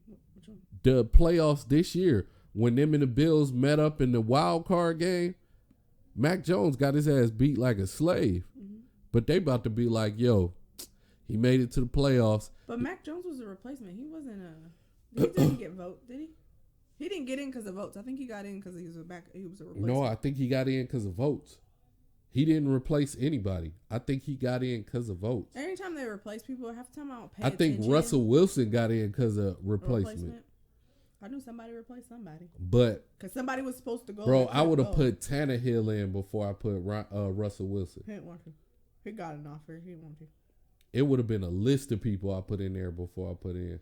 There's a couple people that I would have put Carson Wentz in before I put in Russell Wilson. There were some older players because they knew that Ben and Brady were going to retire. They asked them if they wanted to go because they were just going to give them spots based off of it's your final year type of thing. But they both were like, no, thank you. But I just don't like. I give you the perfect example: the Hall of Fame of glorified participation. The second greatest participant. Stafford does have a Pro Bowl. I was about to say. Yeah, he said he got one Pro Bowl. With him, correct. He got one Pro Bowl. Richard Sherman mentioned that one. But look, this is it. The most glorified participant in history. Me. I never heard Richard Sherman speak out about Phillip Rivers. He never did nothing but participate. But people excited for him to go to the Hall of Fame. I'm excited for him. But let's call it what it is. I love Phillip Rivers. He's an asshole. But let's call him what it is. You a glorified participant. The Steelers been beating your ass ever since I saw you. You beat everybody in the regular season, but every time you run into the Steelers, Tomlin beat you to your nosebleed. I guess the reason he probably said that is because he does have Pro Bowl. He's got 8 Pro Bowls. For what though? Think about it. That's what I'm saying. I don't know. You've been a Pro Bowler, but you haven't done anything but participate. He was a passing leader for a year. I think it was like in what was it? It's on here. And you've been a first round. 2010, he was a passing leader, passing touchdowns co-leader in 08, passer rating leader in 08, passing completions in 2013. So he has some accolades per se. But what I'm saying is them accolades add up to the Arizona Cardinals as a person. You're a first round exit as a playoff. Ben won Super Bowls and he got the accolades. I got it. That's a stamp in. What I'm saying is Stafford hopped off a bad team and walked through all you niggas. Got a Super Bowl. Yeah. And you like, yo, you ain't really do nothing. But Rivers was a 20-year participant, a 20-year first round exit, and he a Hall of Famer. Yeah. Dan Marino ran up the numbers, got his ass sent home a lot, didn't he? Mm-hmm. He was me and him got the same amount of Super Bowls. Aaron Rodgers, you know that's my favorite quarterback. Nigga got 5 MVPs. Keep going to the championship. Niners sent his ass home with Garoppolo. He's got 2 rings, 1 ring. He got 1 ring. 1 ring. Him and Stafford got the same amount of rings. There's a ring Green Bay got that. I was trying to remember if he was there, but he wasn't there. Think about it. Stafford got his first ring when he got away from Aaron Rodgers. Aaron Rodgers been holding the division high. He got 1 ring. Listen, that's all I'm saying. So I don't really to get Aaron another ring. Just give us. I just don't get because it ain't just Richard Sherman that feel like a lot of people feel like accolades mean everything, and I'm like, they do. I said, I honestly don't think they do. In my eyes, there's some people. Like I said, there's people in the. I should try to find it for maybe like the next show. And they get those awards wrong. Let's be real, because TJ should have got it last year. TJ Watt should have been fucking Defensive Player of the Year at least 2 years running, if not close to 3. No, so I'm about out on that. I wouldn't give him 3 because it's 1 year. I think Minkah deserved it. That's why I said Minkah went nuts. At least the last 2 years. It should have been a Steeler for at least 3 years though. Maybe not the third one, but at least 2 years. But I digress because I don't like the voting process for that shit anyway. That's what I'm saying. But it's like with the NBA. NBA has similar thing where I don't like the voting for it because the way that the voting breakdown as far as counts is concerned is bullshit. Yeah. Like there was the year that Fatty Pants got fucking MVP and I was like, that's bullshit.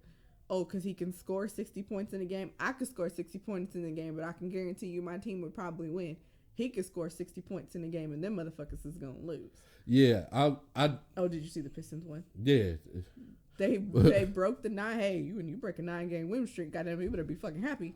Yeah, I was about to say Celtics was looking scary for a while. Scary as hell. But no, I just don't. I don't like the accolade. Like, we got a friend. I'm not gonna put her name out there, but she was just bragging, like, "Hey, look, all our teams is in the playoffs except yours." And I'm like, bro, we all about to be at home watching the Super Bowl together.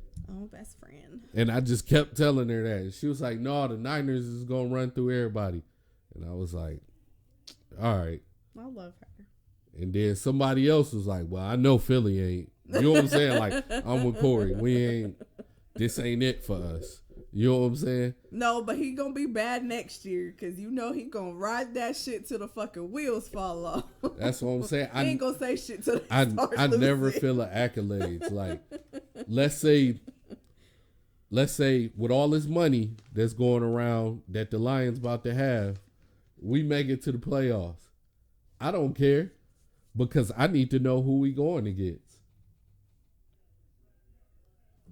I need to know who we going against and are we going to win? No. You know what I'm saying? Like, the times we went to the playoffs, 2 of those we got cheated out of.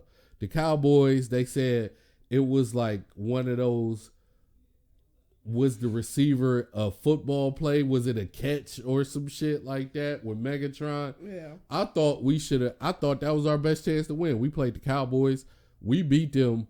The next person up that was coming up for us was somebody, I think it was the Vikings, and we had beat them twice already this year. So I was like, yo, if we can make it past Cowboys, then the Vikings, we're going to the Super Bowl. So I could be hyped for that. And then Jerry Jones sent that money on the way. And the refs was like, yo, it wasn't a football action. It was one. Remember they kept doing, I was like, oh, no, that's weird, bro. Y'all being real weird right now. Who paid you? But other than that, like, I don't care. Me personally, I'd be disappointed. Like, if I was a Cardinals fan, I would be more pissed than being a Lions fan. Bro, we consistently a first round exit. That means y'all have the potential to win the whole thing. I'd be Kyler Murray right now. Like, you getting me just far enough to piss me off. I told you what my friend said at work. You know what I'm saying? Talking to fucking Vikings, goddamn. Call me. You get me just far enough to piss me off. He put out a statement where he was like, you know what I'm saying? Like, me, ours is like, yo, are we going to win enough to make it to the postseason? No? Cool. You know what I'm saying? I'm about to watch the playoffs just like y'all. You see them Cowboy fans? They really think they're going to win the Super Bowl. They on drugs. Did you see that crying montage of the lady and all that? Like, that's what I'm saying. Like, they be bragging about. Did you see the thing where they're like, that guy that was with the chick, that was like his side piece? Yeah, he got exposed because of that. I was like, whoa. I was like, bro, you got caught cheating on a loss? That was the greatest shit ever. I was like, I don't know what's better, the crying faces because y'all lost or the fact that this nigga got caught up over some stupid shit at a game. I just have to show you his face because it's very entertaining to me. Good God. Well, because they were up by 28 and then they got their ass beat at the end. How things change. But, so the one thing I do want to add before I move to this next topic, the Bengals do look scary because apparently they are now 51 million under the cap. And they only have, I believe, 3 people that's on the defensive side of the ball. They're what? Sorry, I missed 51 million under the cap going into next year. And they only got 3 people on the defensive side of the ball that they can pay.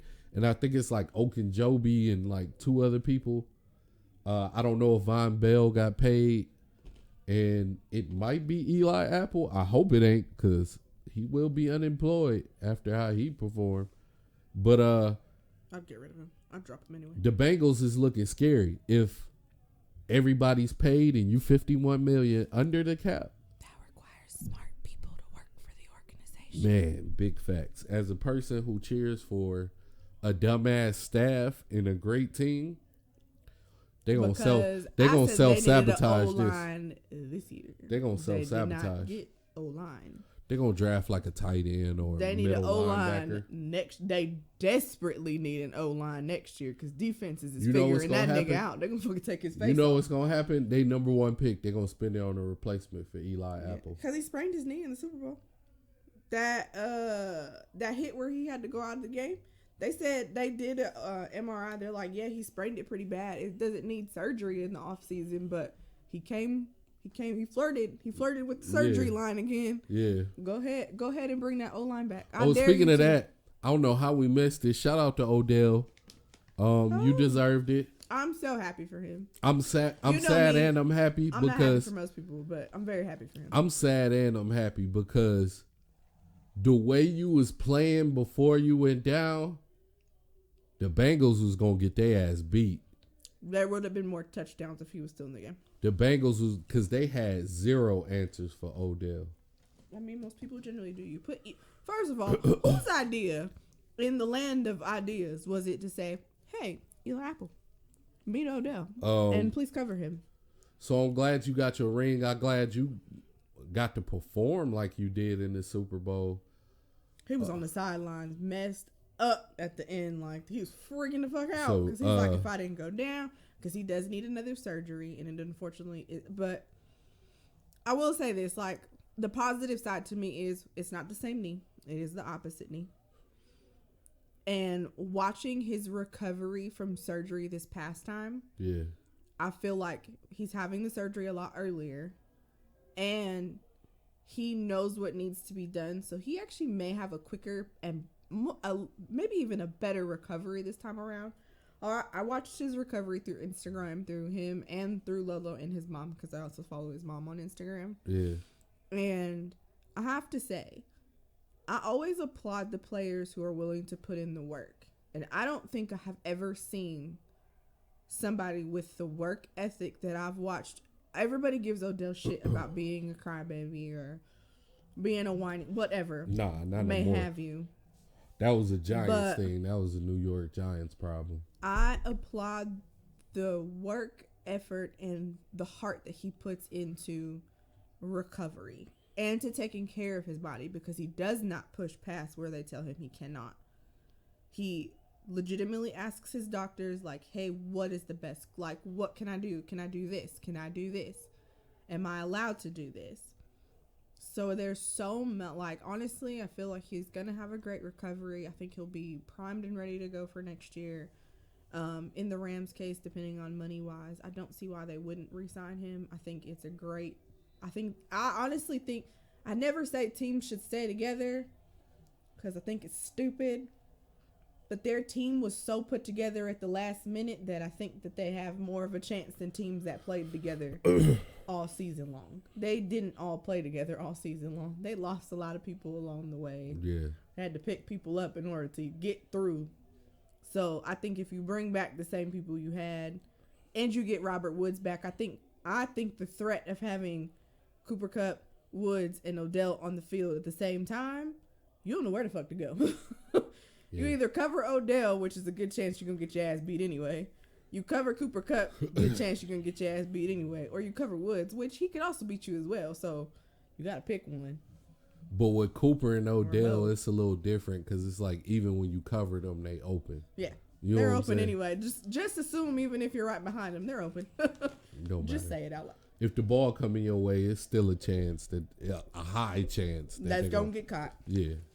But so I want to get into this next topic. It popped up today as a breaking news thing. Probably swiped it away. Well, and I probably brought it up and then swiped it away. I'm going to tell y'all this. This is probably, I hate this whole division. I do, for multiple reasons.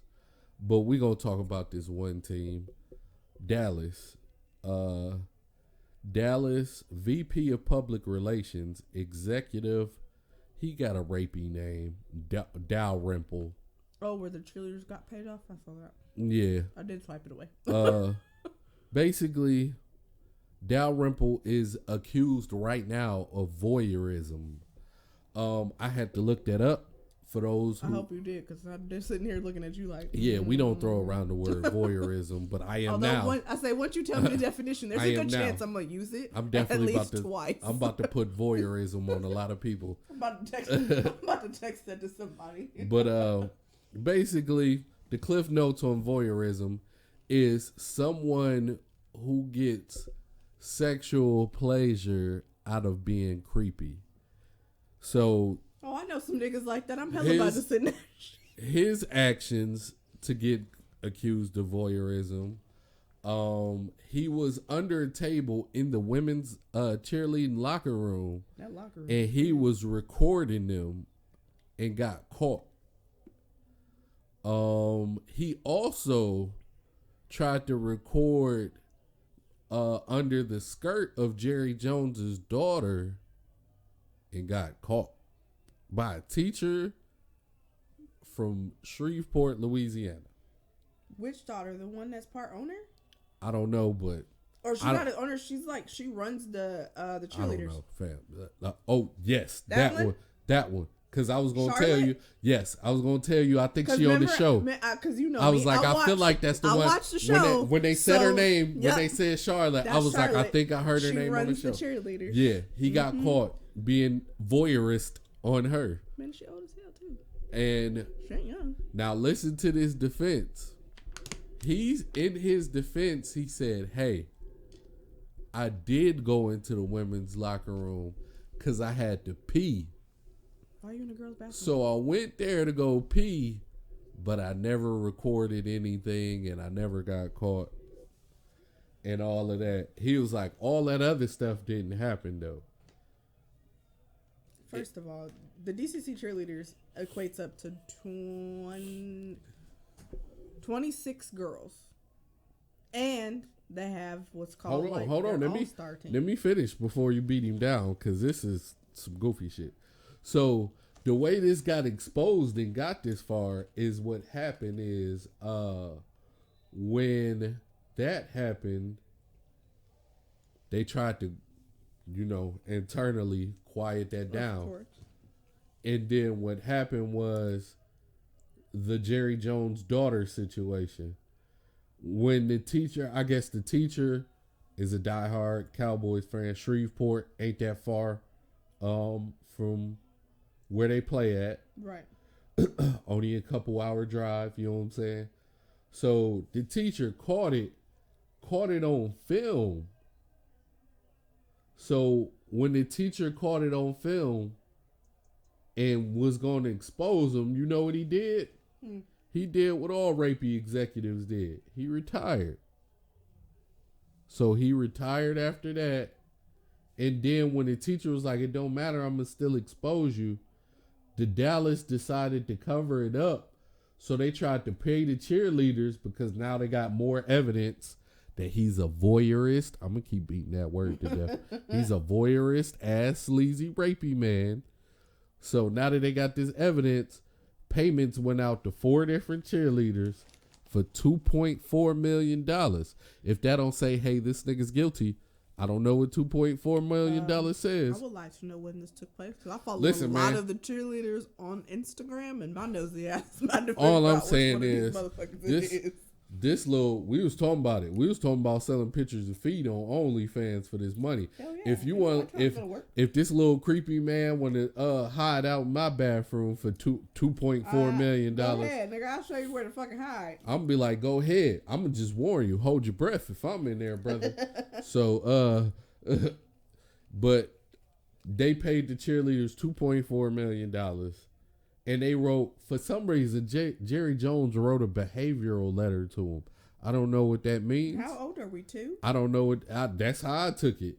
But I don't know what that means officially. Like, I wouldn't even give my 8 and 10-year-old a fucking behavioral letter. Here you go.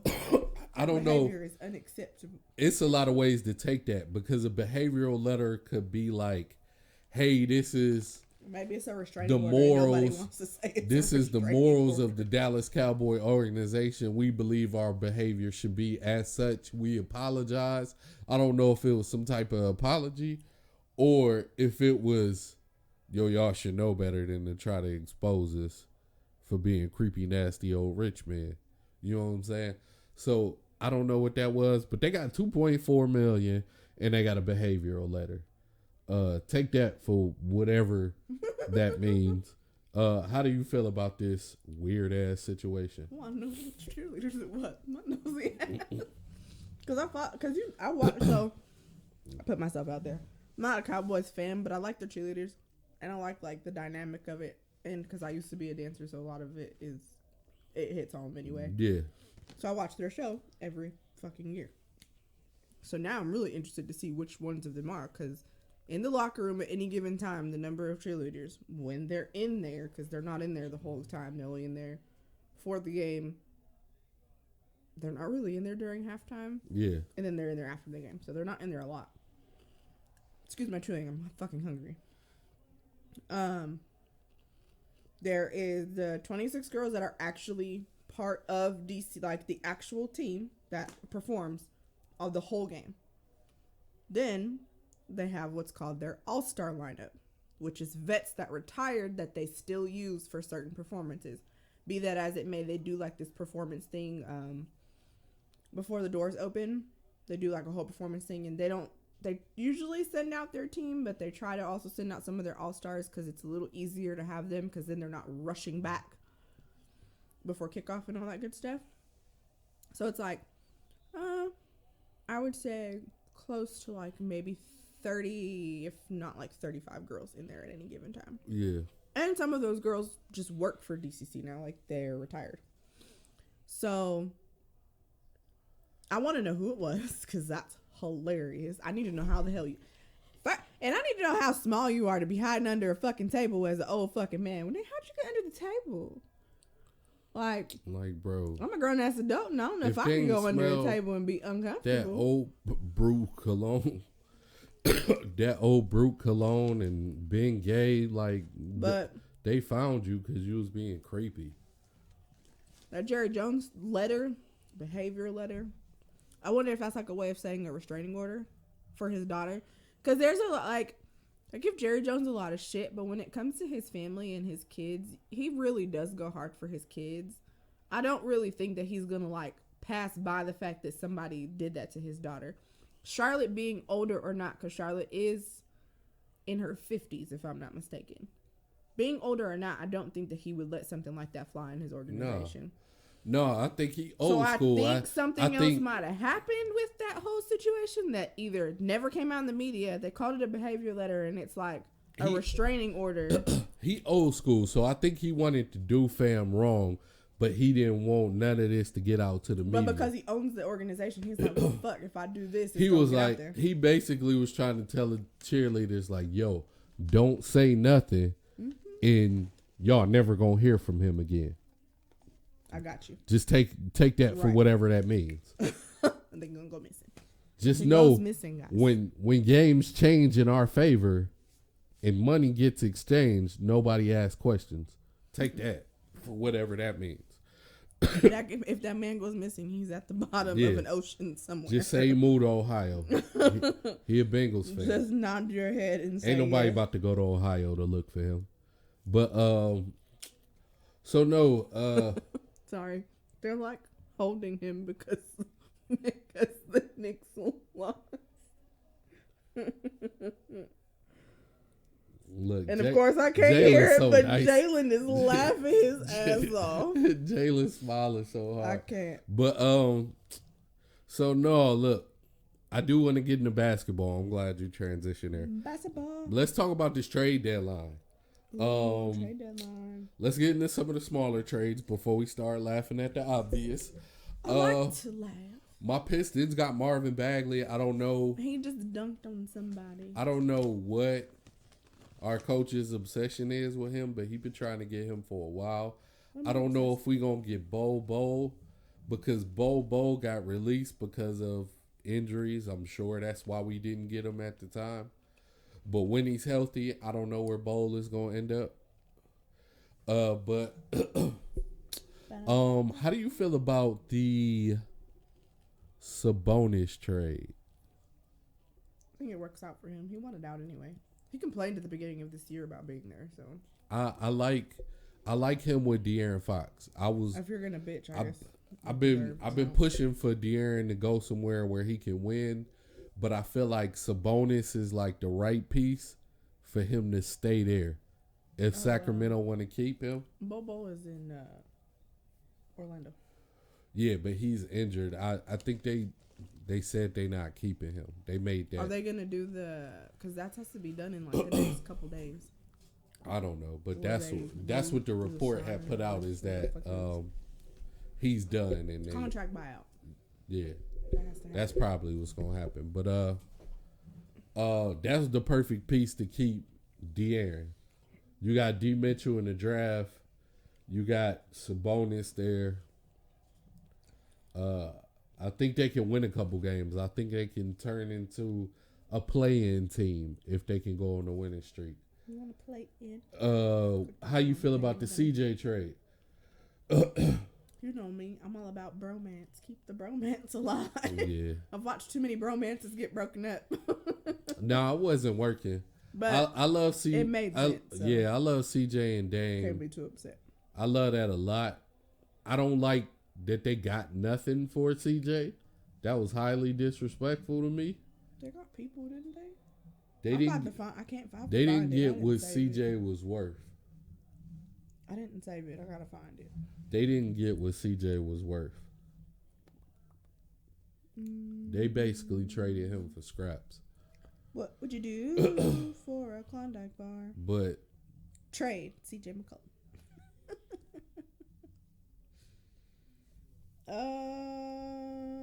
I guess I could use this one. Oh wait, it was underneath that. I'm a dummy. But keep going. It's taking forever. New Orleans is winning. They blew somebody out recently. My quiet favorite person over there. I need him to I don't know. I don't know. He needs something. He needs something around him, or he needs to leave. He needs to leave. He needs to call Steph. I don't want him to leave now that CJ is there, but still, he's not gonna go that far. I don't follow that many people from like college to now. I mean, I haven't at the same time. Yeah. But he's one of the few that I have. Like, I really I have a soft spot in my heart for him. I really want him to find where he fits and still have a chance at something. And it's crazy because LeBron and KD saw his talent. LeBron told us. He said the main reason he got rid of him was because he did not deserve to be a backup or be like a behind the scenes person on the team. He deserves to be the upfront person on the team. Because initially, KD worked with Brandon Ingram when he was in college. Because Brandon Ingram said he pictured himself as a KD type player, a long, rangy player that's hard to guard, who's a bucket. And KD worked with him, and he said, "Yo, Brandon Ingram is gonna be better than me." And then LeBron had him on the team, and LeBron said, "Yo, we got to get rid of him because he deserves his own team. He's a superstar. He can't do it playing behind me." You know who else he said that about? Julius Randle. You know who he said will be a superstar? Lonzo Ball. You see the trend? Mm-hmm. Lonzo Ball turned into a superstar. He got hurt this year, but that's where he was. Brandon Ingram was like one of the high point mans last year. Like, he was damn near almost leading the league. Julius Randle showed he needed his own team. That eye for talent is impeccable by KD and LeBron.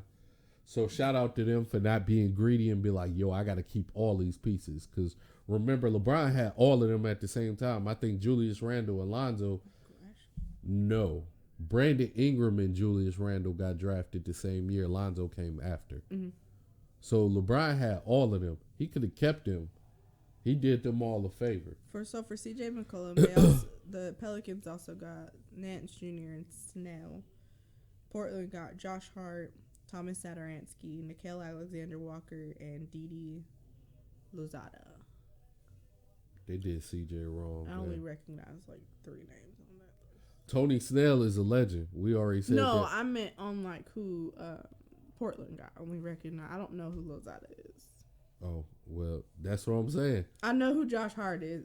clearly. I watched that nigga play Call of Duty in the off season. Saturansky, I've heard his name. I love Saturansky. And Nikhil Alexander Walker. I feel like everybody knows who the hell Yeah, that is. yeah. The other middle school. Because they really do look like children. You know, I meant to tell you, the other one posted a picture of him and his girlfriend. I thought it was a high school picture. Shy. I was like, is it high Shay. school? I was like, it's a high school picture. No, it's his like current girl. Like, Yeah. I actually think it's his It's them fiance. I now. think he's getting married. And I'm like, why do you look like you're two? But that's who OKC drafts, because Giddey looks like a kid too.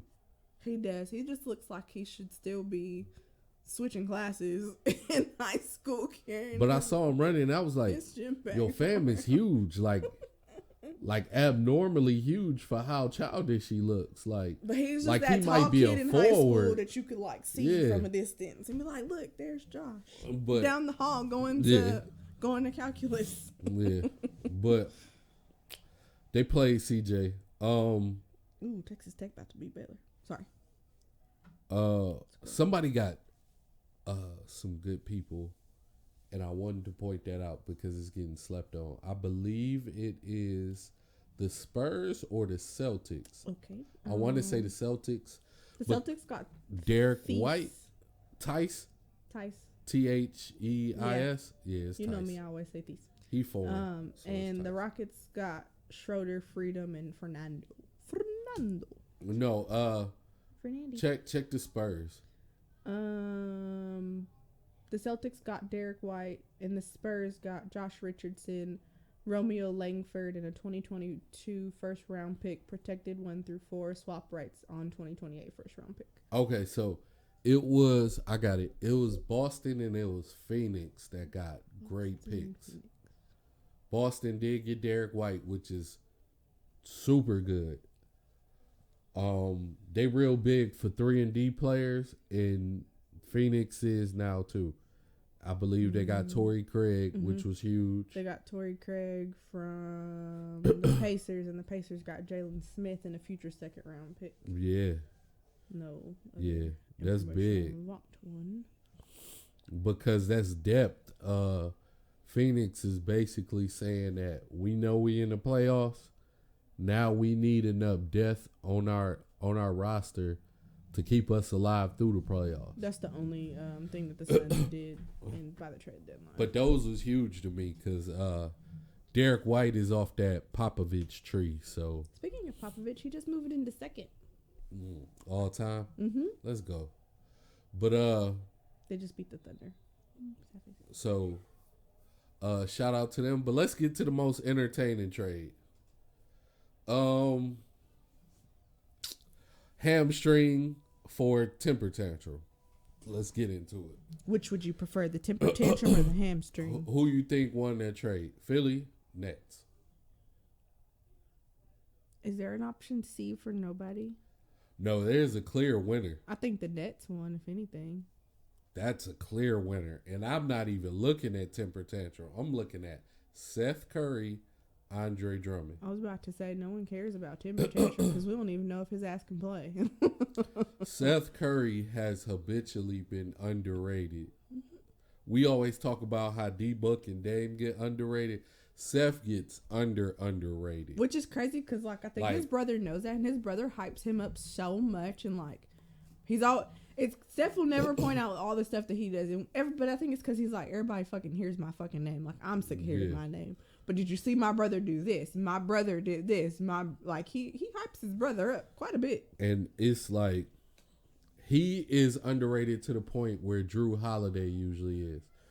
He's in that category with Drew Holiday and Mike Conley, where you don't hear their name, but when you step on the court, you're terrified because you know what they can do. I'm not going to lie. I kind of forgot Mike Conley was playing, but then I remember he's playing because he's on my fantasy roster. So, but they definitely won. KD just created his own version of the Warriors. You know he can't.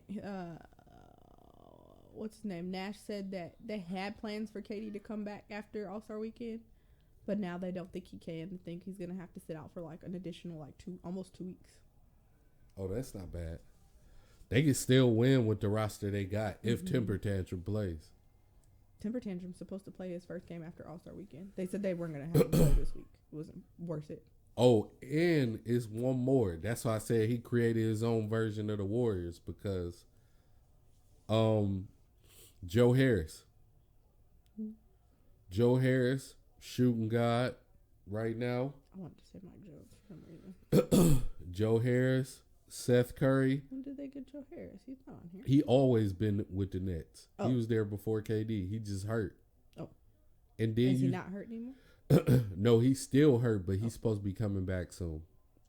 So if you got Joe Harris shooting, you got Seth Curry shooting, Patty Mills shooting, and then eventually you got KD coming back. He's a shooting guy too. Yo, Ben Simmons gonna be looking great out here. He just gotta play. He doesn't shoot. He gotta play defense and dunk. No, he refuses to shoot the ball. That's good. That's not a issue of he shoots a lot of misses like Russell Westbrook. I wouldn't want him. If I got Russell Westbrook on the team and I was the coach, I'd be like, please don't shoot. If you shoot, I'm gonna punch you. This is Ben Simmons shoot the ball. No, Ben shoot it. I quit. That's what you was dealing with. I don't wanna. That's what you was dealing with. Shoot it right now. I don't wanna. Make me. That's what you was dealing with. This isn't him blowing the game because he keep airballing. This is you can't make me shoot the ball.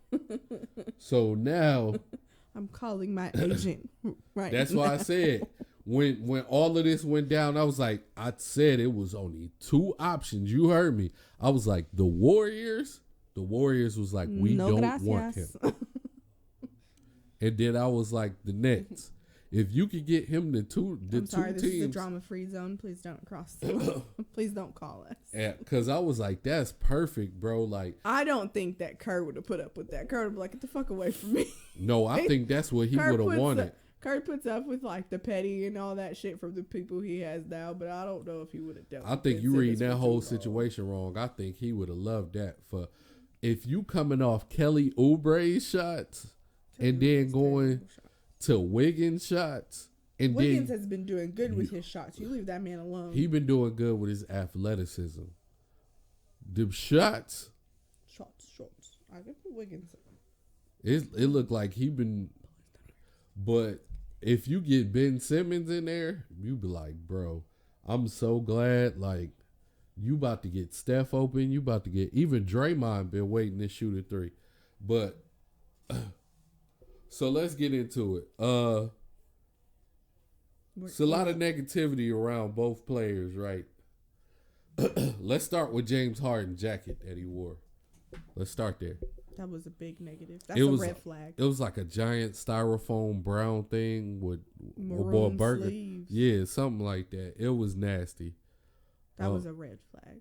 If he would have came in, I'd have been like, Coach, I'm scared. The bad thing about it is make it stop. Is that Philly got smacked. They got their ass whooped. Like Embiid was on the court. Their new people played, did they? No, I didn't think so. No.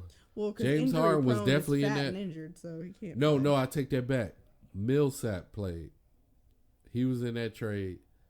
He didn't play a lot of minutes, but Paul Millsap. Ain't he was old in there. as hell? He's definitely old. Then we don't care. But so it's a lot of negativity, right? Harden, I believe, has it's hard to say who got it worse. Because if this don't work out, this might be the end of Harden's career. Let's call it what it is.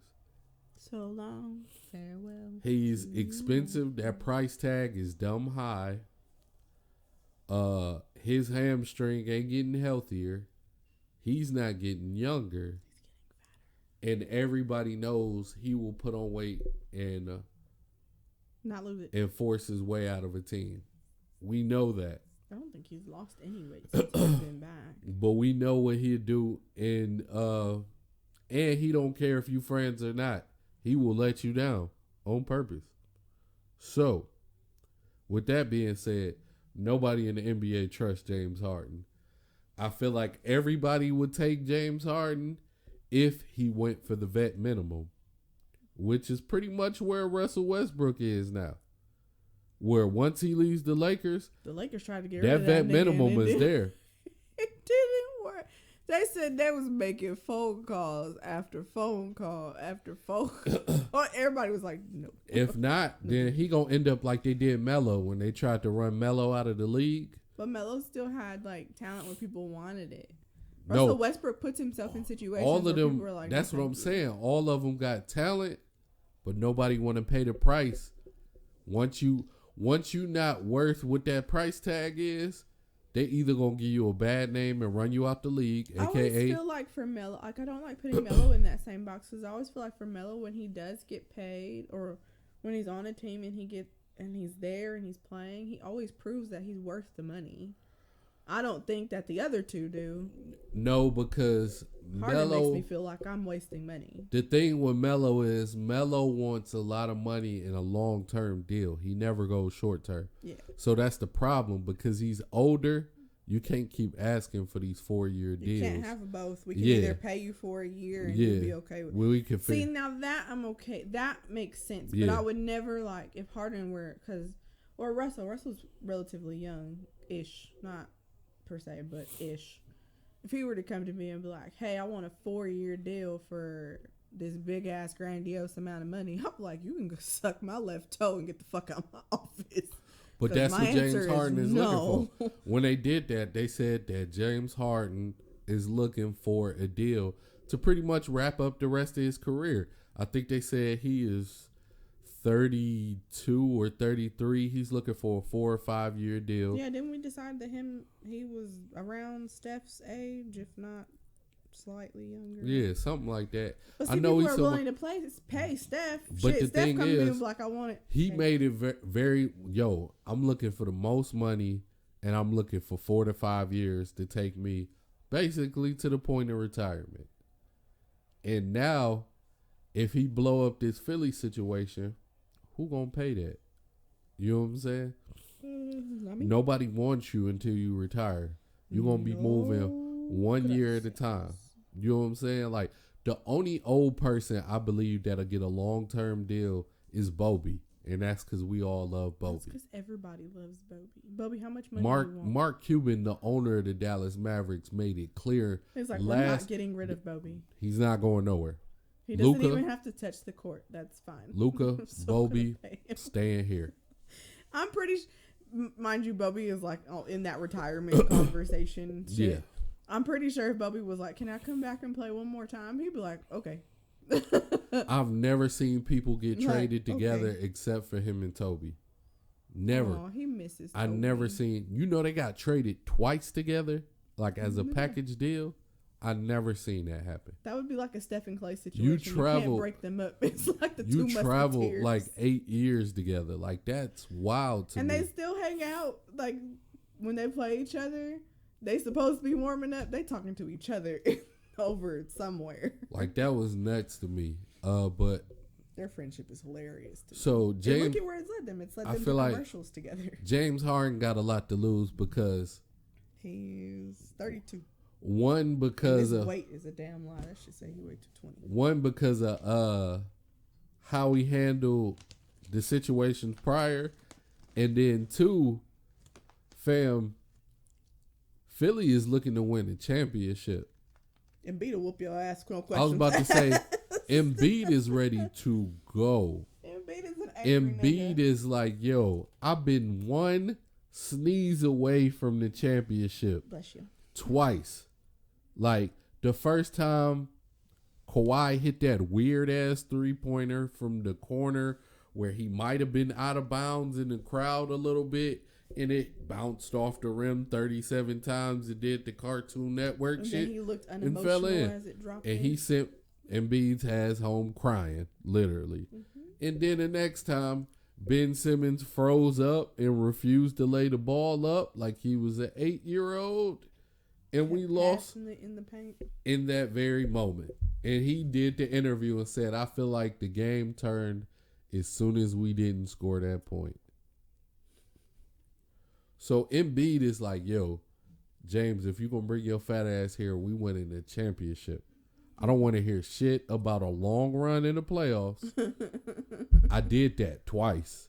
I've done it, been there, done it, and then had to watch that shit from my couch. I had to watch Giannis do everything that I could have did to the Phoenix Suns and got a ring. I could have gave them 50. I could have been at Chick-fil-A ordering my nuggets with hella sauces.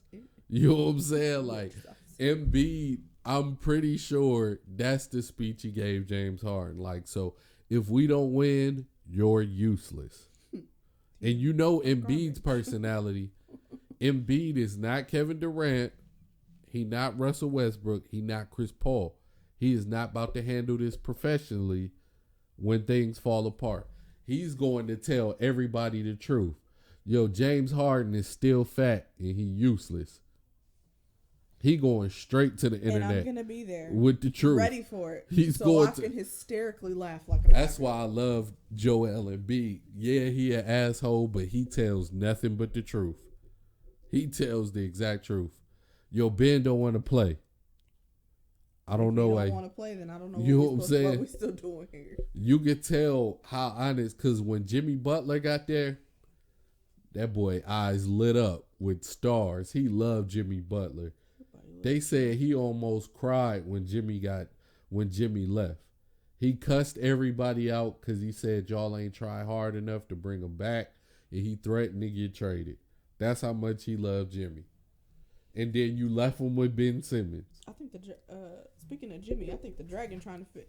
I know like other teams are looking at him, like the Mavericks are looking at him and stuff, but I think he's trying to figure out how to get back to Jimmy. Big Face Coffee. He's still trying to get Big Face Coffee. Because mind you, like they're really good friends. Listen, man. And I'm sick of little face coffee too. But their friendship translates on the court, and I think they do play extremely well together. Yeah. I think it works. Again, I get it. It's money is money. Like there's nothing you can really do about it. I don't even think it's the money. I think Miami won't go get him because of the situation. There's no more room for him. Yeah. You got they basically filled his role 2 times over. You got Duncan Robinson who needs an expanded role. You got Tyler Hero who's having the season of his fucking life after I talk cash shit about his ass. He need an expanded role.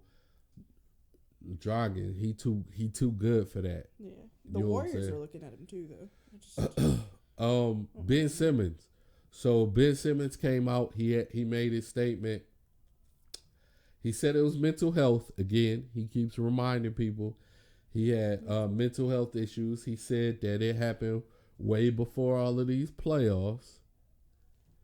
He said that he basically said that he couldn't be himself in Philly and it caused mental health issues.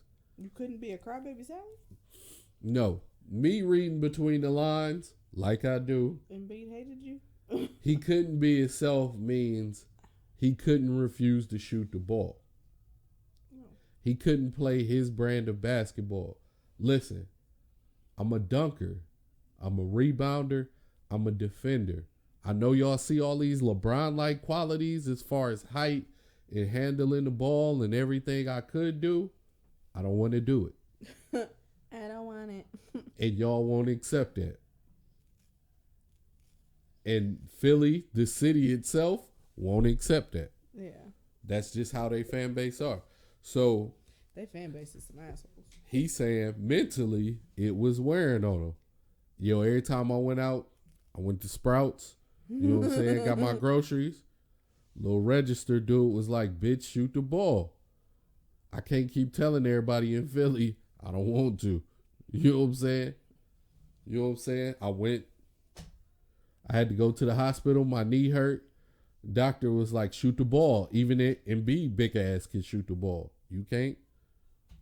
And he was like, yo, my knee fucked up. Can you just help me? You know what I'm saying? So now it's mental health issues because these niggas won't let me play my game. I got that. I don't believe you, though. I call bullshit. Reason I call it timeline. Timeline matters. When you got there, you was happy. Happy as fuck. When y'all start losing playoffs because of you, You start trying to shop yourself to the Lakers. You start sneaking off of Magic Johnson, signing with LeBron's Clutch Sports. You start getting real sneaky trying to get the fuck out of there when y'all start losing because of you. And then the last time you lose because of you, and now the city is mad at you, a firefighter who saved a baby got on the news, and the lady was like, yo, you went back into that burning building, saved that newborn baby. How do you feel? He said, man, I'm amazing. That's what I'm paid to do. But fuck Ben Simmons. Who asked for that? When it get to that point, The media. and you was just like, yo, I'm not playing for y'all no more. Bro, that's not, I don't want to hear no mental health. Basketball is tough. You got to do stuff. Right now, me and you both got a job. It's certain things we don't like about it, but we got to do it. No, I'll sit there and complain about it too. But I'll be there. I'm there. I just complain about it while I'm there. We get there and we do it. They asked you to do something that's fun, and you don't want to do it. Nigga, I will come do your job. And you threw a tantrum. I don't believe that. I'm not playing that game. And I think that's going to cause problems in Brooklyn. I know he all excited to be with his little Australian brother, Patty Mills, and he thinks Kyrie's going to be there every game for some reason. Patty Mills about to cuss his ass out and be like, so you didn't want to come play in the Olympics over some bullshit. I think KD about to get PTSD. I really do. Because I think the amount of people he played with that let him down is really about to stick with him. Yeah. Like, starting off with Russell and James Harden and then watching them let you down and all that shit year after year. And now you got Kyrie and he letting you down. Like, your whole career has been letdowns with the Warriors in the middle. That's it. You know what I'm saying? Like, that's fucking it. Like, it's so fucking sad, bro. And I feel like Ben Simmons is about to be another one. Because I feel like what's going to happen is Ben Simmons is going to get there. He going to think, yo, I got shooters all around me. This offense is built for me. Yeah. What's going to happen? Joe not going to get healthy. So you just lost one shooter. Kyrie can only play in certain locations. I was about to say, Kyrie don't got permission to be everywhere. And you in the Eastern Conference, so you lost 2 games with Toronto. So Kyrie's iffy. That's going to piss him off. And you know what's going to happen? A larger market. New Yorkers is going to be like, bitch, shoot it. KD, oh my God. If KD don't come back, if KD do not come back this year, and you got to go against a team like Chicago, where DeMar is shooting the blood out the basketball, and Zach is, we know what Zach is from the 3-point line and in the paint. So that dunk shit that's not going to fly, bro. Right. Because DeMar and Zach will leap over you. Like, you don't want that competition. Zach's like, I do this. Hey, Aaron, tell this nigga I do this. And you have to, that's the one team you got to shoot with. Because Vucevic is there. Remember when I told you about Vucevic in Orlando? Yeah. I was like, that's the poor man's Joker. I don't want to play Vucevic like that and call him the poor man's anybody, but he's the Joker with lower stats. Mm-hmm. If Joker dropped 45, Vucevic is 35. You know what I'm saying? Yeah. 35, 11 rebounds, 8 assists. They the same fucking player. Joker is just on steroids with it. You know what I'm saying? Like, Joker is an anomaly. It'll never be another Joker. He's the real unicorn. We watched him run a whole 7-foot lineup, and this motherfucker was pushing point. Nobody blinked an eye. It made sense. Yeah. That don't happen. Vucevic is the same thing. He just never got that shine because of who he played with. So if you get matched up with Chicago, DeMar shooting the blood out of it, Zach shooting the blood, and they center Vucevic is shooting the blood out of it, and KD ain't with Brooklyn, New York gonna be looking at you like, you know what you gotta do, right? You gotta shoot the ball. He gonna be like, I don't want to. And it ain't no forcing your way out of New York, because New York is one of those cities where if you force your way out, you just kick yourself out the league. They're going to blackball you. Yeah. You know what I'm saying? So I think it's going to be drama there, especially with KD. KD is supposed to be like the next greatest thing in the league. I think he lost his window. Opportunity? I think he lost his window. I don't want to say that, but fam, LeBron keep going. Steph is gone. Steph is still going. The Joker ain't going nowhere. Giannis ain't going nowhere. Luka is getting better every year. Like, Miami is heating up as much as like. No, I mean the best individual player.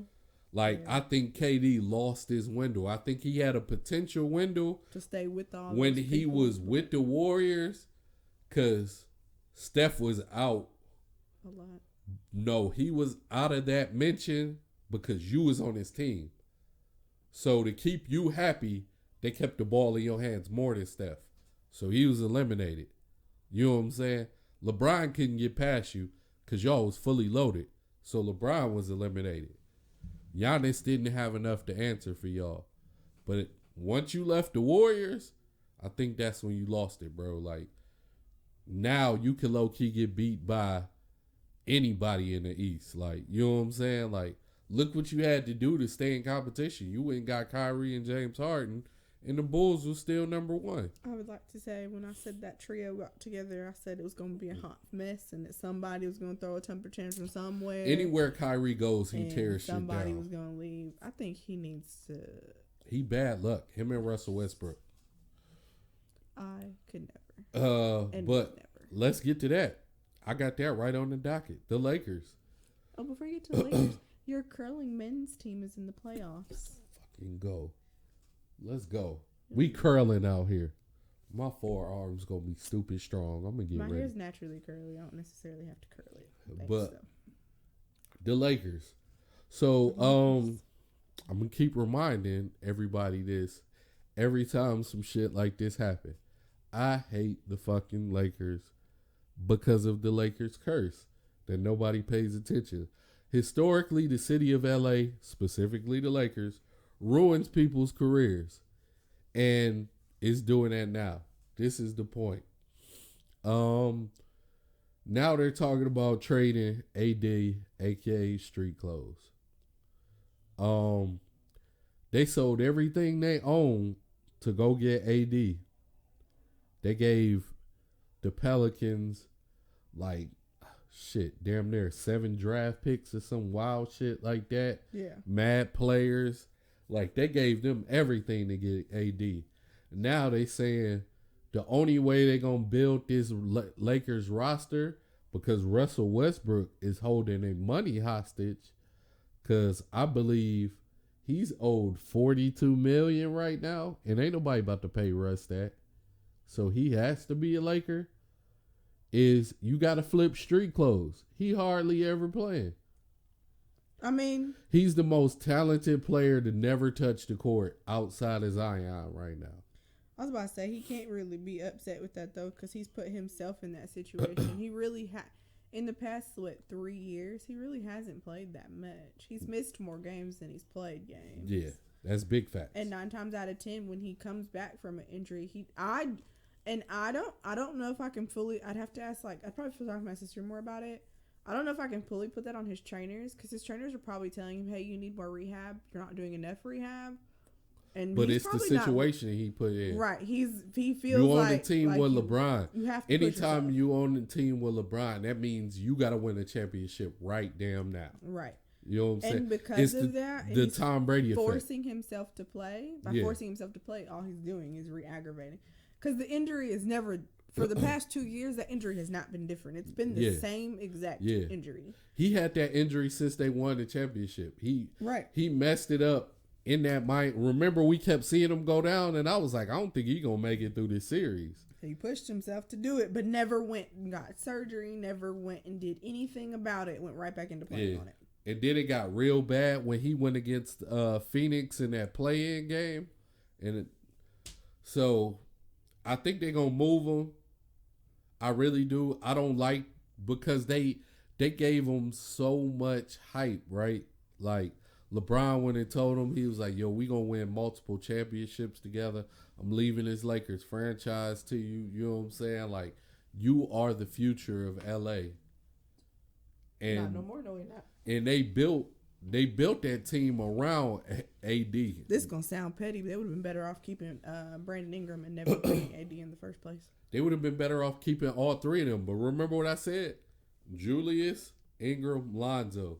Mm-hmm. LeBron said, yo, all three of y'all are superstar talents that deserve your own team. Speaking of street clothes, he was playing. He just got taken off the court. He just hurt his leg again. Yeah, they're going to get rid of him. And I think it's the same leg. I think, so with that curse, you already talking about AD. You talking about trading Russ after y'all got to pay him because you still owe him $42 million for this season. So at the end of the season, can they pay me and I can when it's over, you got to trade AD and Russ. You might as well package them together because ain't nobody gonna take Russ by itself. Hell no. Ain't nobody gonna take injury prone ass AD by itself. So package them together. You get one healthy player and sometimes a lot of points. But you better go start looking at the G League. So my ankle is ashy as hell. This is where the curse kicks in even more. You take AD, you take Russ. LeBron is leaving. He came to win championships. And you got rid of the star players. Well, now he's just holding on till his son gets in the league so he can play 1 year with his kids. That's why, why, like deuces. But that's what I'm saying. He's leaving because what's the point of being there? So you can get your ass blasted by the Warriors and the Clippers every day, and the Nuggets and the Suns. He not about to take that abuse. He damn sure ain't going out east unless he gets that talent that they talking about. Cleveland. Cleveland is full of damn near all-stars now, ironically. Yeah. Ironically. After having 70,000 big men on their team, no, they started off the season with every big man known to mankind at that point. You got Lauri Markkanen, who's a bucket. Jared Allen is a triple-double. Evan Mobley, the rookie, is going to be rookie of the year. He's number 1 on the list, but they have, like, Giddy's, like, on his ass, and so is somebody else. Ain't nobody passing Mobley. Mobley is a center who's played consistently this whole season and been damn near a triple-double this whole season. Yeah. Giddey has had high points, but I picked him up. I seen his low points. They nasty. You know what I'm saying? So you can't look past that. When you had games where you had 0 points and 5 turnovers, that's nasty. You know what I'm saying? I don't blame you. That's rookie shit, but that's still nasty. CP3 got ejected.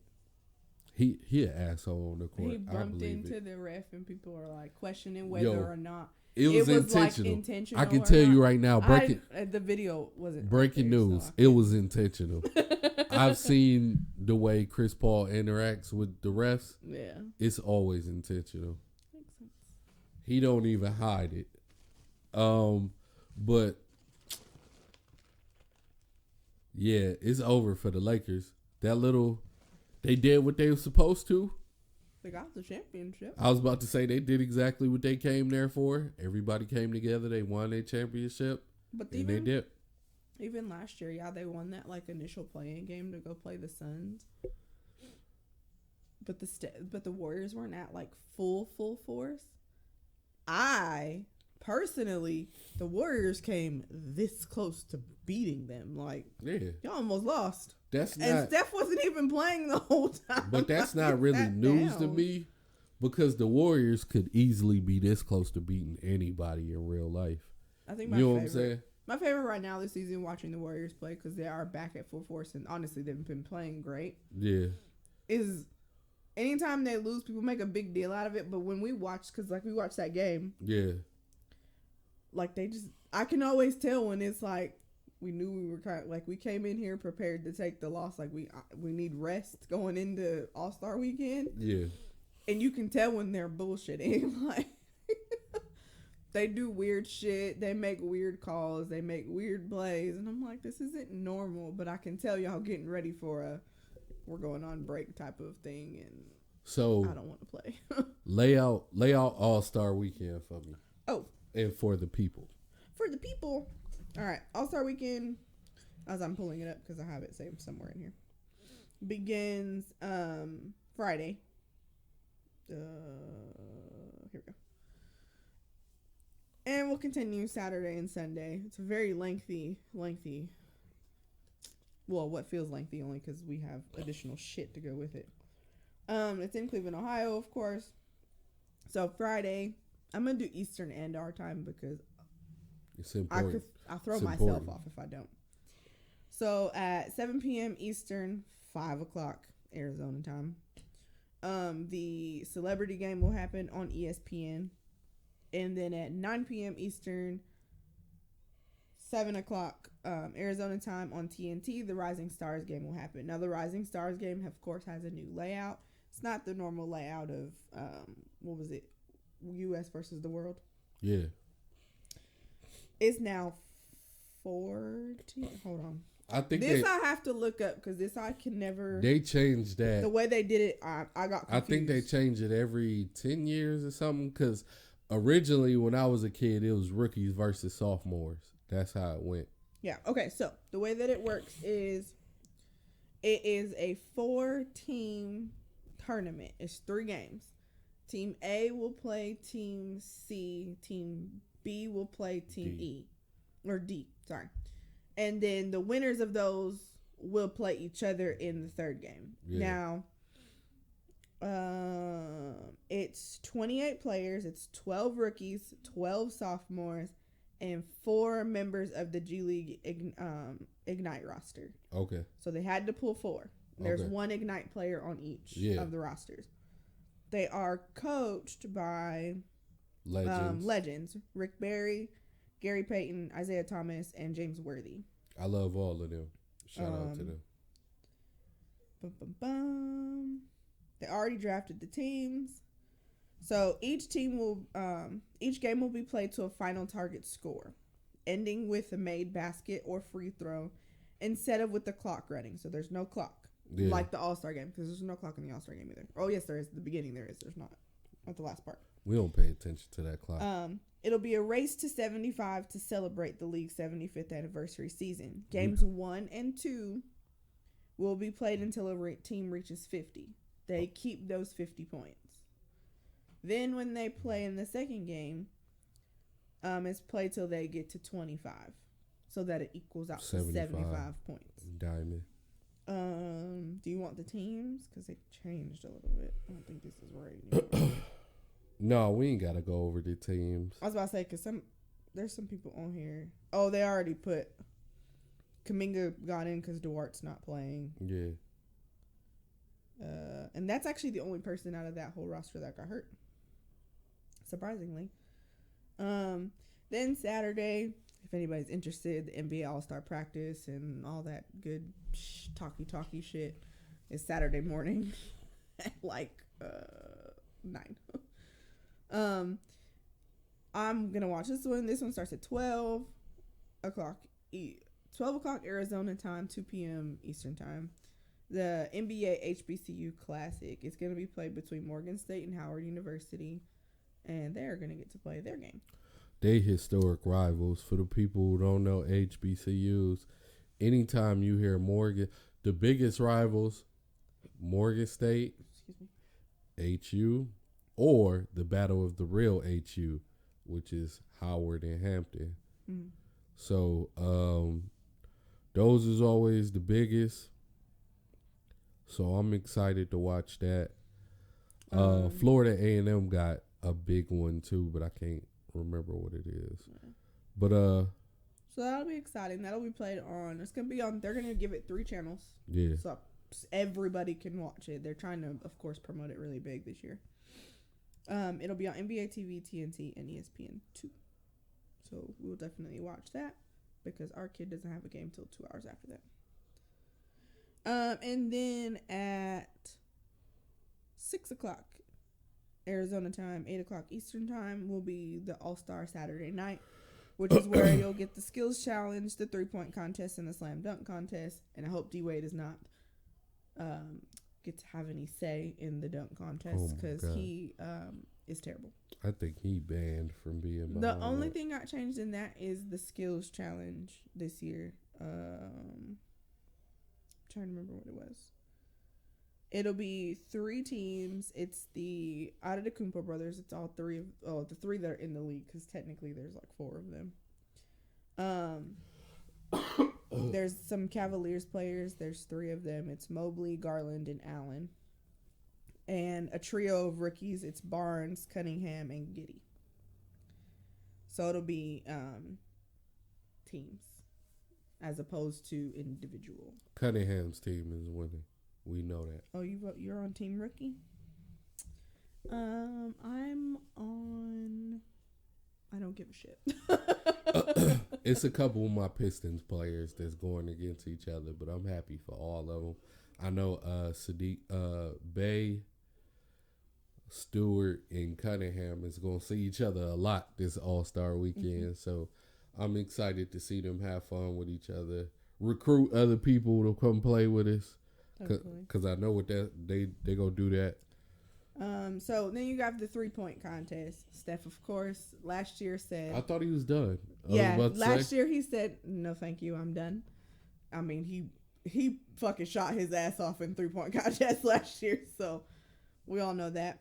So this year we'll have C.J. McCollum, Trae Young, Zach LaVine, Desmond Bane, Kat, Fred VanVleet, Luke Kennard, and Patty Mills. And your choice is? Out of those, always root for the big man, so I hope Cat get it. I'm going Trae or Zach. Those is too obvious to me. I hope Cat get it. Or Patty Mills. I know how Patty Mills works. Silently Fred could get in there too, though. Yeah, everybody's barber. Shout out to His hair is always immaculate. He looked like every barber that I know everybody had before. Yeah. And then we have the slam dunk contest. And that will consist of Cole Anthony, Juan Toscano Anderson, Obi Toppin, and Jalen Green. And I silently wish Gary Payton II had got in there, but he did not. Shout out to GP2. He blocked the Joker shot earlier, and that I saw the video a couple minutes ago, and that shit was fucking hilarious because he's not that fucking tall. I love GP2. Very tiny. And your winner for the dunk contest. Hold on, run that back. Cole Anthony, Juan Toscano Anderson, Obi Toppin, or Jalen Green. That's easy. It's only between 2. It's only between Cole Anthony, who I pick, and then the rookie Jalen Green. I don't care. I love Cole Anthony, so I'm just interested to see if they cannot beat the show that you can get out of Aaron Gordon and Zach LaVine, and it's not fucking worth it to me, because those two could put on a goddamn performance when it comes to the dunk contest. I can't tell you they got that type of talent, but I can tell you it's gonna be different. I think it's gonna be the same level of entertainment, but it's gonna look different because Cole is short. Yeah, Cole is short. And Jalen not that tall either. And he's springy as fuck. Like, if you think GP2 is springy, Jalen don't calm down. That's why I said it's only 2 answers. Cole is little than a bitch, and he will jump out the building. And Jalen don't know how to stay the fuck on the ground. So, anybody else who's in it, fam, grab that participation award. Because you going home early. All right, and then on Sunday, the G League Ignite Next Generation. There's going to be like an NBA Legends Award ceremony that goes on earlier in the day at like 10 o'clock our time, 12 Eastern. Gotta celebrate the diamond. And then at 12 o'clock our time, 2 p.m. Eastern, will be the G League Next Gen game. The G League Ignite and Cleveland Charge are going to play against each other, so people get a chance to see the G League players actually play. Yeah.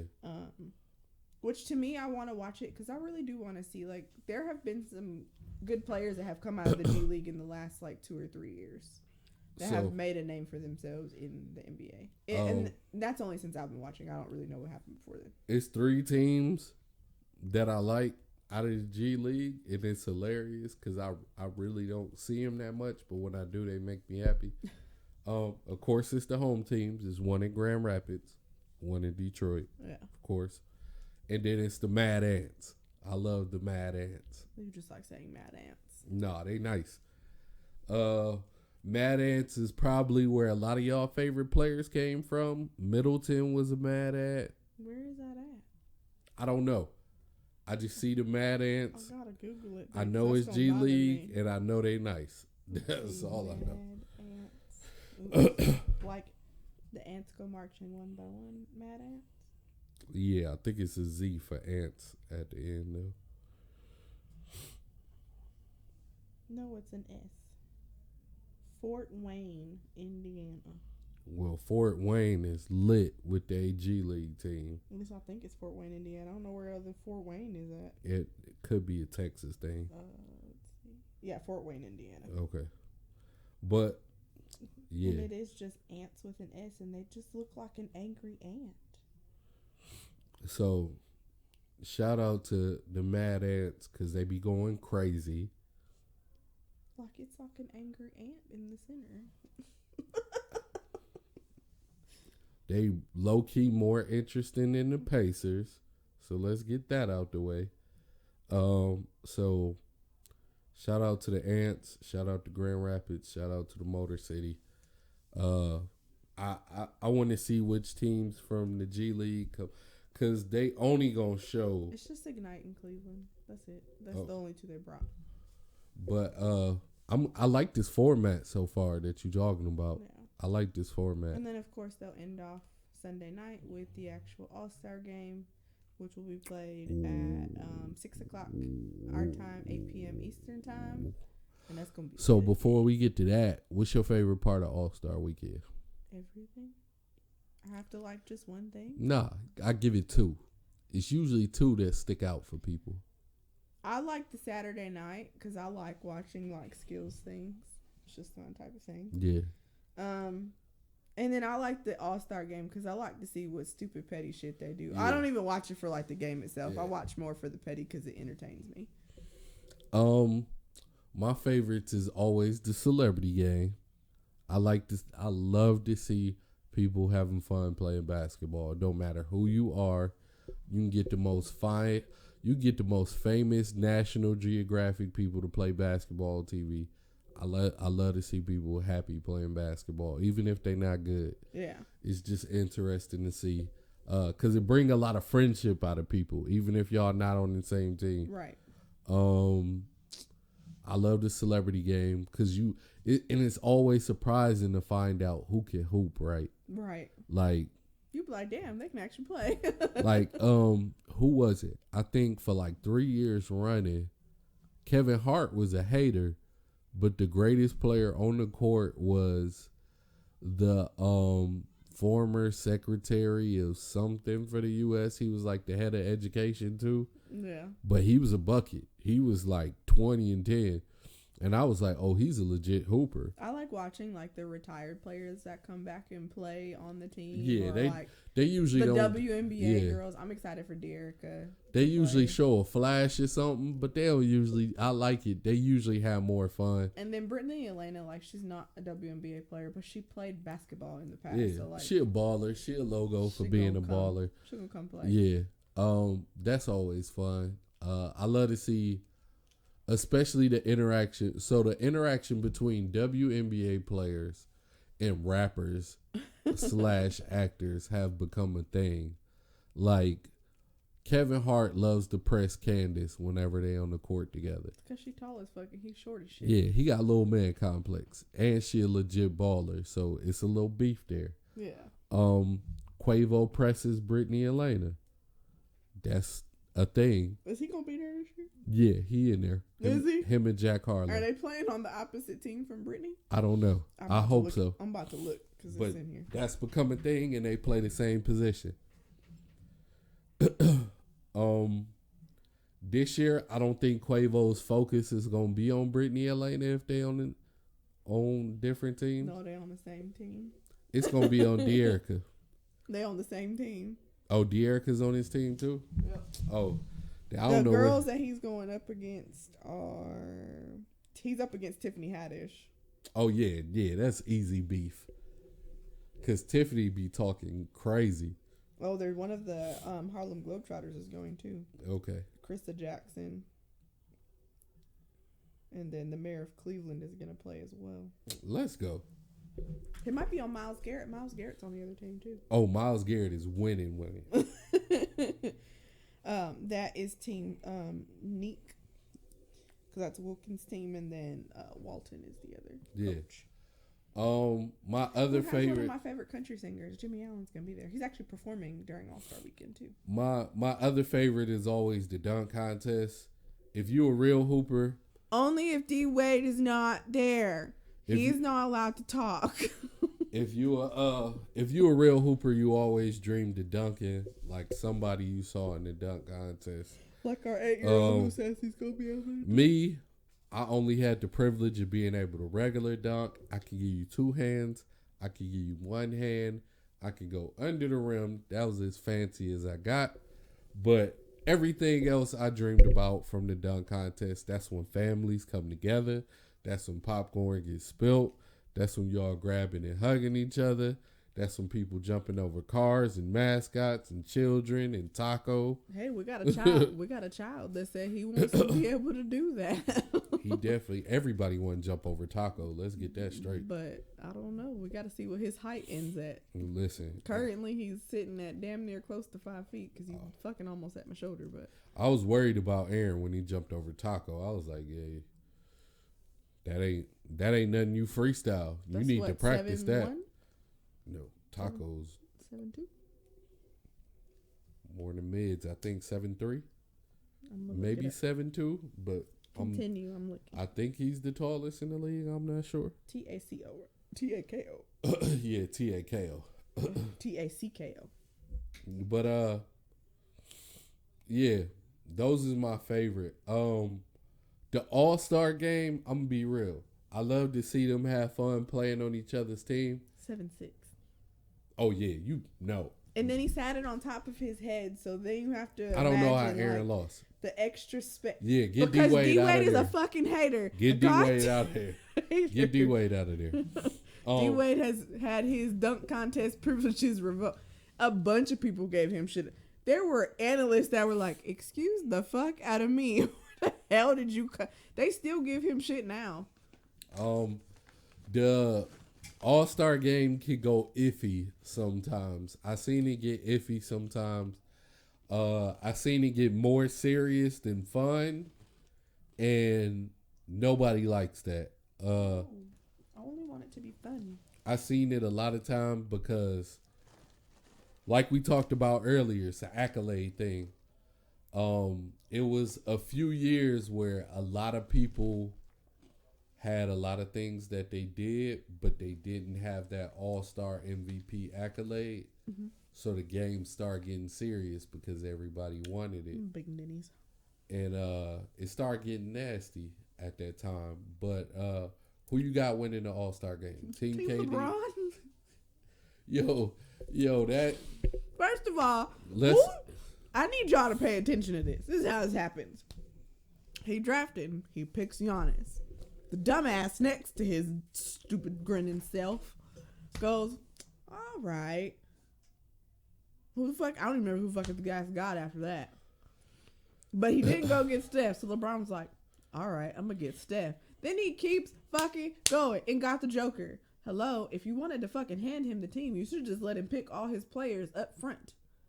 No, I wanna break this down. I'm about to go look at these teams. I got it right here. You want it? Oops. Yeah. I shouldn't have clicked on that. Or I had it right here.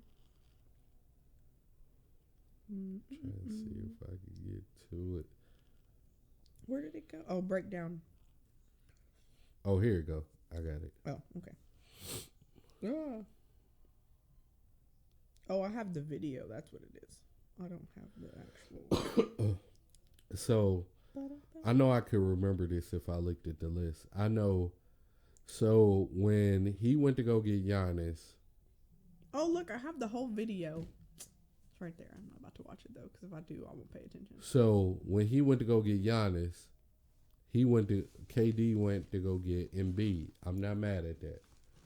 The only thing you can push Giannis off with is Embiid. That's the answer. So you did the right thing. But knowing that you sacrificed a former teammate, first off, that's all-star blasphemy. You always go get your mans. That's why that inside joke was going That's stupid. about the last pick. Because you always go get your mans in the all-star game. He needed If you're a co-star, if Shaq is the all-star captain, it's his responsibility to go get Kobe. You know what I'm saying? Like, that's what it is. If D Wade is there, you go get D Wade. If LeBron is there, you go get D Wade. You go get LeBron. That's Shaq's obligation. If Jordan is the leader, go get Pippen. That's your man. He didn't do that. He went and he said, yo, I'll get Embiid. So LeBron was like, so you know I got Giannis. So I'm going to go ahead and get my homie Steph. Let me go get Steph. He's on the way. So he said, how could I get something that can battle with Steph? I'm going to go get Ja. I like Ja. Ja's looking like a league MVP right now, so it balances out.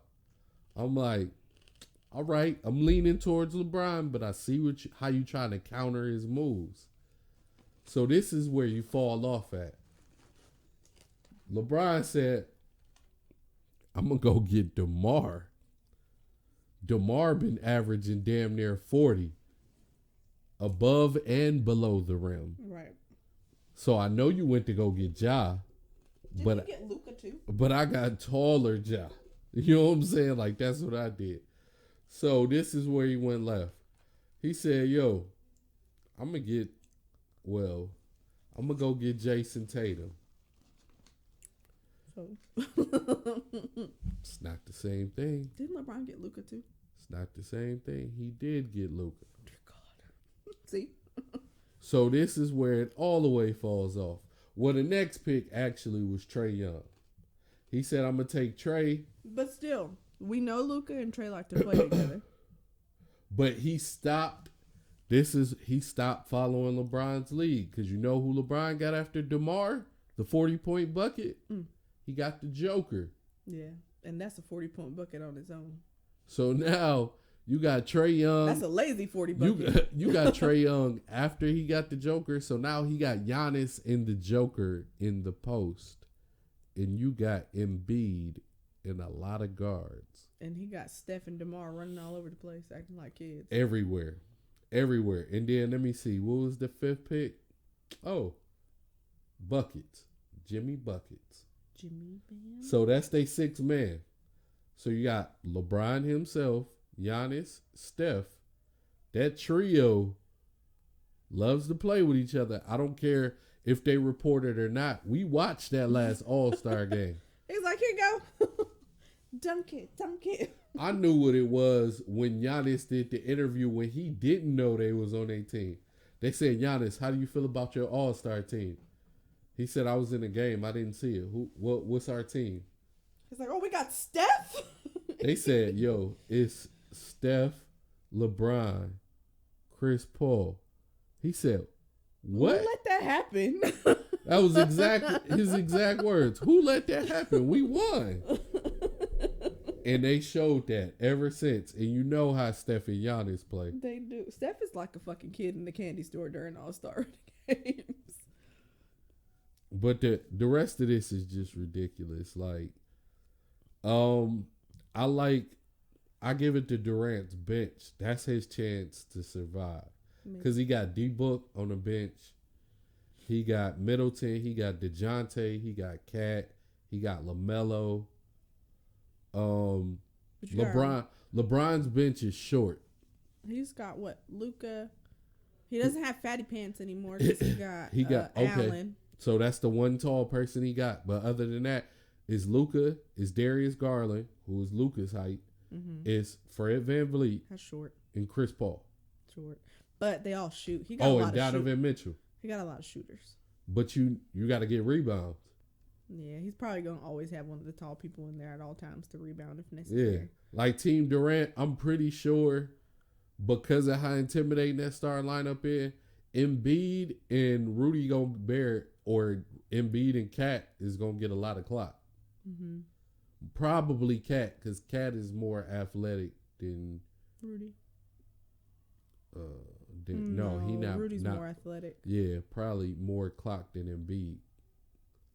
Because this. Well, and it may also turn into a thing. Embiid has an injury issue, so yeah, I was about to say. Even going into All-Star Weekend, they're probably like, "Hey, what injuries do you have, or what are you trying to prevent, so that we don't overplay you at this point?" Now the real question: which team is more fun? LeBron. Is it close? You said they're real easy. No, I think it's Team LeBron. I think that KD's got more of the people who are too serious. LeBron has every person on there that likes to act like a 5-year-old child. No, the Joker with that team. I think you need to think about it. The Joker doesn't like to touch the ball. Let's revisit Team Durant. You said too serious. Embiid, we talked about his personality. Serious person. We talked about his personality when he don't need to be serious. Yeah. Ja is very playful. He is. Trey LaMelo is completely immature. Draymond. Remember, Draymond's not playing. He's still gonna be there. He's still part of the roster. He not playing, but that's still part of the team. Yeah. So he gonna be assistant coach. I can't remember who replaced him. I believe it was DeJounte. Oh, okay, that's what it was. Yeah. And Cat is immature. So yeah, maybe they do got a serious. LeBron's gotten more of like a playful team. Very we know playful. that Steph, LeBron, and Giannis alone is like 5-year-olds playing basketball. Then you throw in somebody like the Joker, because we know the Joker doesn't. The Joker plays the way the Joker does in the games, because he doesn't have a choice. Yeah. He don't got to play like that. And we know that he's got a great personality and loves to joke around with people. Then you've got Luka. Jimmy loves to have fun with people and likes to make friends. That's all that is right there. The only slightly serious people Team LeBron got is DeMar and... See, but I think DeMar can have fun when he wants to. And I think mainly reason I say that is because I've seen him have fun with, like, Kyle Lowry. DeMar and maybe Darius. Yeah. That might be his two most serious. But maybe he'll bring them out. Like, his whole team is, like, 5-year-old children. Yeah, I'm pretty sure they're going to have that much fun. Like, yeah. Once you get caught up in fun, you ain't got no choice but to have fun. All right, so let's finish strong. I definitely want to finish strong coming off this topic. Oh, me? Yeah. Team LeBron's gonna win the All-Star game, and Steph's gonna make a random appearance at 3-point contest and whoop everybody's ass. Yo, if they could do cameo appearances for the 3-point, like unexpected, like wrestling, that'd be great. Where like just smoke fly out, and then out of nowhere, Steph just snatch off his warm up and be like, "I'm ready to go." And they go like, scare, "Oh!" They go scare niggas. I'm here. I'm here. I think everybody would be pissed. They'd be like, fuck? I think everybody would be excited because everybody want to take down the greatest. So that's like the dream. Like the dream 3-point contest for everybody is whoever want to be in it: Ray Allen, Steph, and Clay, and Reggie Miller. You know what I'm saying? Like that's like, if you can't get Reggie, Ray, and Steph in there, you probably don't think too much of it. It's not fun. That's why it's interesting, because like I get so used to watching Steph in it, and the only person Steph has lost to is Clay, which made him happy. Like he was excited to lose that. Yeah. And then he came back and whooped everybody's ass and was like, "Yay me! I don't want to play anymore." I like when the big man beat like the actual shooters. Yeah. Because the shooters be happy for him. Like, yo, you getting hot. Keep going. You know what I'm saying? I mean, we saw that in the girls' 3-point contest. Yeah, we I saw wanted how John excited Quell to go. Allie got for John Quell. Yeah. But everybody knew they're like, Allie got the, like, once Allie got on that hot streak after her first rack, I was like, it's over. It was over. My finish strong. I like this one too. Steph quietly likes playing with Giannis more than Draymond and Clay. He will never say it out loud, but if you see the happiness water up in his eye All-Star weekend when it's just him and Giannis running up and down the court together. You see the bromance. Like, I seen him throw a oop. He was kicking his feet. Before Giannis even touched the ball, he was going crazy. He jumped in his arms. I was like, Clay need to be happy they don't play the same position. Draymond need to be happy they not the same type of player. Because the way Steph gets happy when him and Giannis is on the court is crazy. And then Giannis returned the favor and threw a oop to Steph. And we know how Steph feel about dunking in games. Steph liked to try. He was so excited. Like, yes. So when he get it off. Because usually he's the one throwing the lob for everybody else on his team. Kuminga, here, come get it. Gary Payton, here. And Giannis, remember quiet as kept. Last year, Giannis was the best 3-point shooter in that All-Star game. He was. Like Steph, I don't think Steph took any threes in the All-Star game. Like the Joker was running in his arms. He was like, "Yay, let's go." So, but remember, I said Team LeBron gonna have a lot of foreign language being spoken the whole time on that damn team. But quiet as kept. I want everybody to watch that. Like, watch the. Nothing beats his Clay bromance though. Like, this is how the bromance works. LeBron secretly loves Steph. And he wish he could play on the team, but now they got a historic rivalry. Yeah. So it look weird. You can't, you know what I'm saying? You can't do that. But LeBron secretly wants to play on the team with Steph. He don't give a fuck. Like, as much as we love to say that D Wade is like the greatest player that LeBron ever played with. Yeah. He ain't gonna say Steph out loud. He wants to play with Steph. He gonna whisper it a little Steph wants to play with Giannis. Giannis wants to play with LeBron. That's the love triangle. So every time them three end up on the team, I just watch it. I'll be like, yo, they be waiting for this day. And then Giannis and Embiid has a bromance because their parents is from the same country. They ball together. They play around the same position. Yeah. So Jimmy Butler has a bromance with Klay Thompson. It's not, you know what I'm saying? Like, we know they play the same position. Trae Young and Luka Doncic have a bromance. They love the shit out of each other. They came in together. I'm trying to look at this list. New ones is going to get made. And the reason I say that is because it's a lot of first-time people. The Joker has a bromance with Luka and and Giannis too. And Giannis, being foreign players, he love Giannis. Being able to talk to each other. Oh, before we end, I want to ask you about what you think gonna happen with this Donovan and Rudy thing. I think they're gonna force them to play it out for the rest of the year, and it won't get decided till next year. Or till around the draft. I don't know who you would move. They both. I mean, you could move. Honestly, I guess the plus side for the team is that you can really move either of them and get good pieces for each person. So it's just a matter of what team needs what. What are they willing to give you in replacement for so and so? Because they're both young too. Here go my other finish strong. That we really What's out. Rudy only 25. Rudy gonna get traded for AD. That makes sense. Why not? Rudy gonna get traded for AD right there.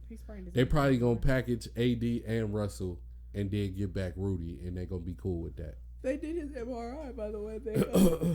Nothing's broken. It's just a sprain. They say he has to get reevaluated after All-Star I would do that. Rudy and Mike Conley for AD and Westbrook. There you go. I wouldn't want to lose Mike Conley. I really wouldn't want to lose Rudy either. I guess the only reason you lose Rudy is because of beef issues. I was about to say that's going to split the locker room. It's going to be people who own Donovan's side and people who own Rudy's side. So you gotta get them out of there. And you definitely don't need Mike Conley in the middle of that. But that was finished strong. Y'all already know what it is. We had a football Jones, but that's the Super Bowl. I'm gonna keep having one. Combine's in 3 weeks. Oh, I'm excited for our next episode because I got a lot of info on potential roster changes in the NFL for rookies coming in and free agents, especially for the Steelers. I was about to say, we're going to start working on the combine list because I already have the 364 people that are going. I got some people y'all looking at for the Steelers at the quarterback position. Pick it. I like what I see. And I got some veteran quarterbacks that y'all looking at that I don't know how happy you going to be about it. If it's not Aaron, then I don't want it. Return to sender. I don't want Russell. So we got Basketball Jones. We're going to get at y'all after All-Star Weekend.